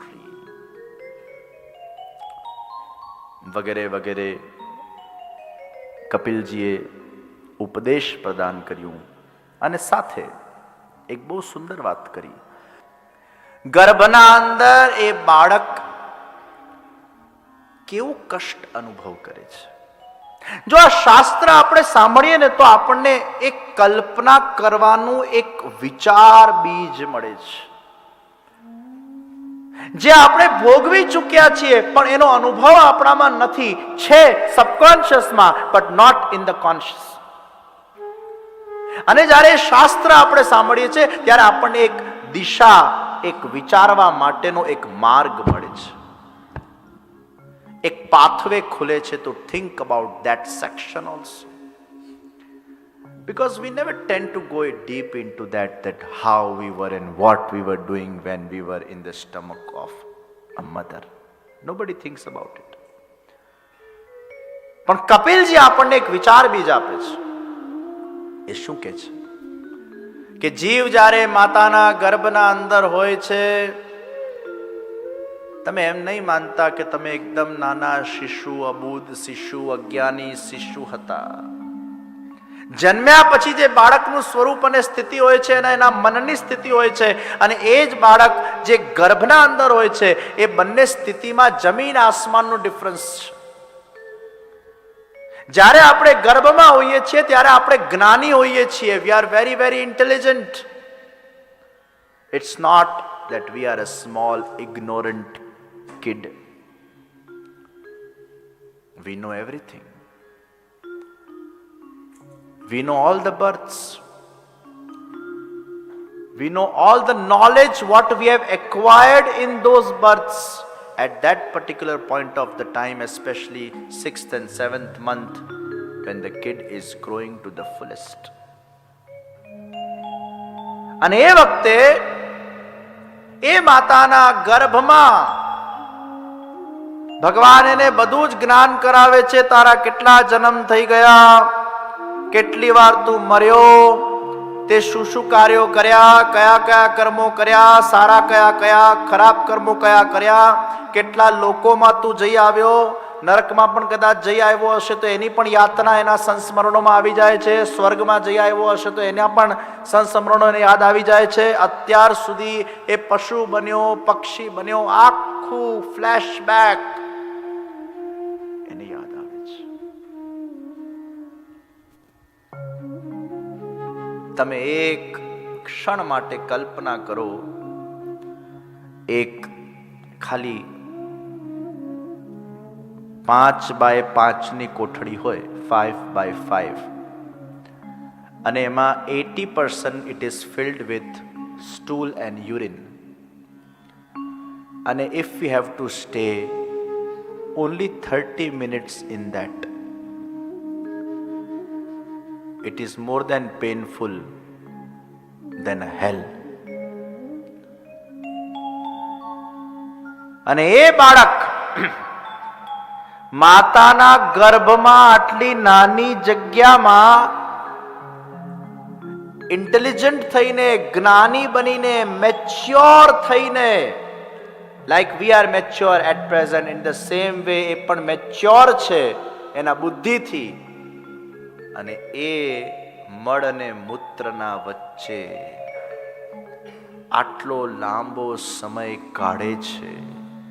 એની વેદના, એનું કષ્ટ કેવું હોય છે એ આપણે કલ્પી નથી શકતા.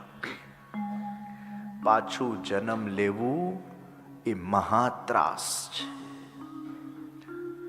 જન્મ લીધા પછી જે આપણને ત્રાસ પડે છે એ તો બહુ એના સામે ઓછું છે. આ કેદ બહુ ત્રાસદાયક છે. અને ભગવાન માયા એટલે લગાડી દે છે કે પછી મજા શું પરીક્ષાની હે. પરીક્ષાના પેપરમાં શું આવવાનું છે જો એના પ્રશ્નપત્ર પહેલાથી જ ખબર પડી જાય તો પછી પરીક્ષાની મજા શું છે. અને એટલે ભગવાન એ આપણને ભૂલાવી દે છે, કારણ કે પછી તો બધા સજ્જન બની જશે જન્મ્યા પછી. ઓહો હો, આવું તો અમારે જોઈતું જ નથી, અમે બધા સારા કામો જ કરશું, હવે લાઈફમાં ક્યારે પણ ખોટું કામ કરીશું જ નહીં, બધા સુધરી જશે. પછી તો ભગવાનની લીલા કેવી રીતે થશે? તો કપિલજી આપણને સમજાવી રહ્યા છે કે એ ગર્ભાવસ્થાના અંદર જે કષ્ટ એ બાળક વેડફે છે, ભયંકર કષ્ટ છે. અને આ આપણે વિચારવાનું છે. અને એ જ રીતે મરવાનું પણ એટલું જ કષ્ટ છે.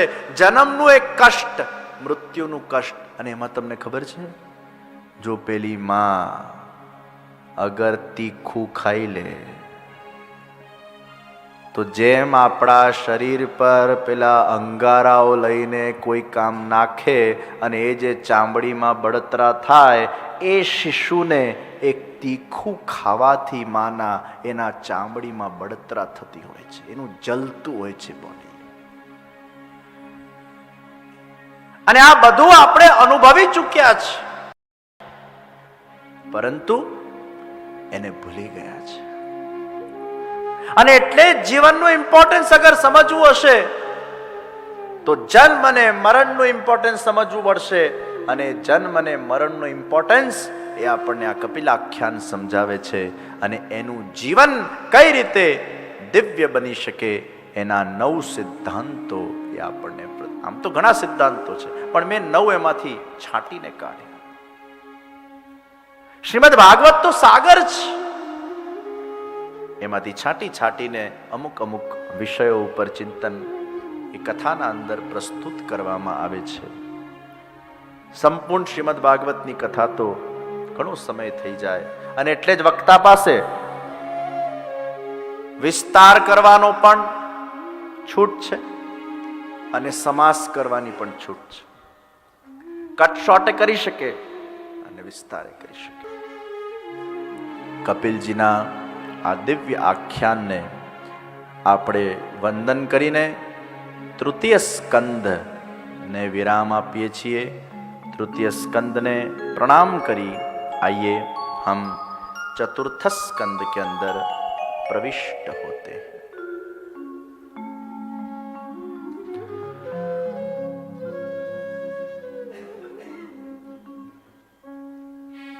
મનુ શત્રુપાના 2 પુત્ર અને 3 પુત્રી, આકૃતિ, દેહુતિ, પ્રસૂતિ. પ્રસૂતિના લગ્ન દક્ષ પ્રજાપતિ સાથે થયા. આકૃતિના લગ્ન રુચિ પ્રજાપતિ સાથે થયા.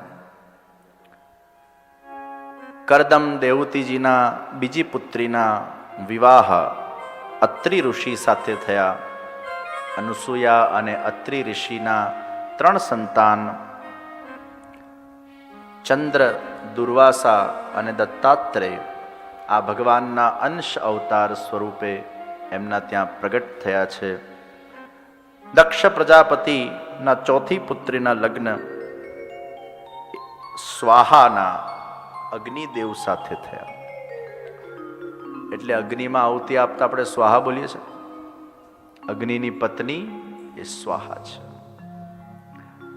સ્વાહાના લગ્ન અગ્નિદેવતા સાથે થયા. 14મી પુત્રી, 15મી પુત્રી સ્વધાના લગ્ન પિતૃ સાથે થયા. એટલે જ્યારે પિતૃઓને આપવામાં આવે તો સ્વધા બોલાય છે. 16મી પુત્રીના લગ્ન સતીજીના શિવજી સાથે થયા. અને પછી દક્ષ પ્રજાપતિએ શિવજીનું અપમાન કર્યું ને આખી કથા આવે છે. સતીજીએ દેહ ત્યાગ કર્યો વગેરે વગેરે. અને ચતુર્થ સ્કંદના અંદર ધ્રુવજીનું ચરિત્ર આવે છે.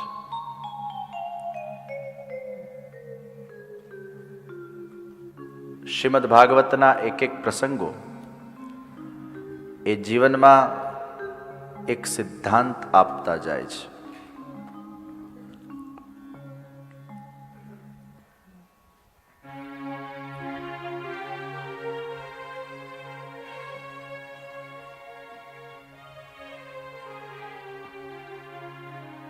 ઉત્તાનપાદ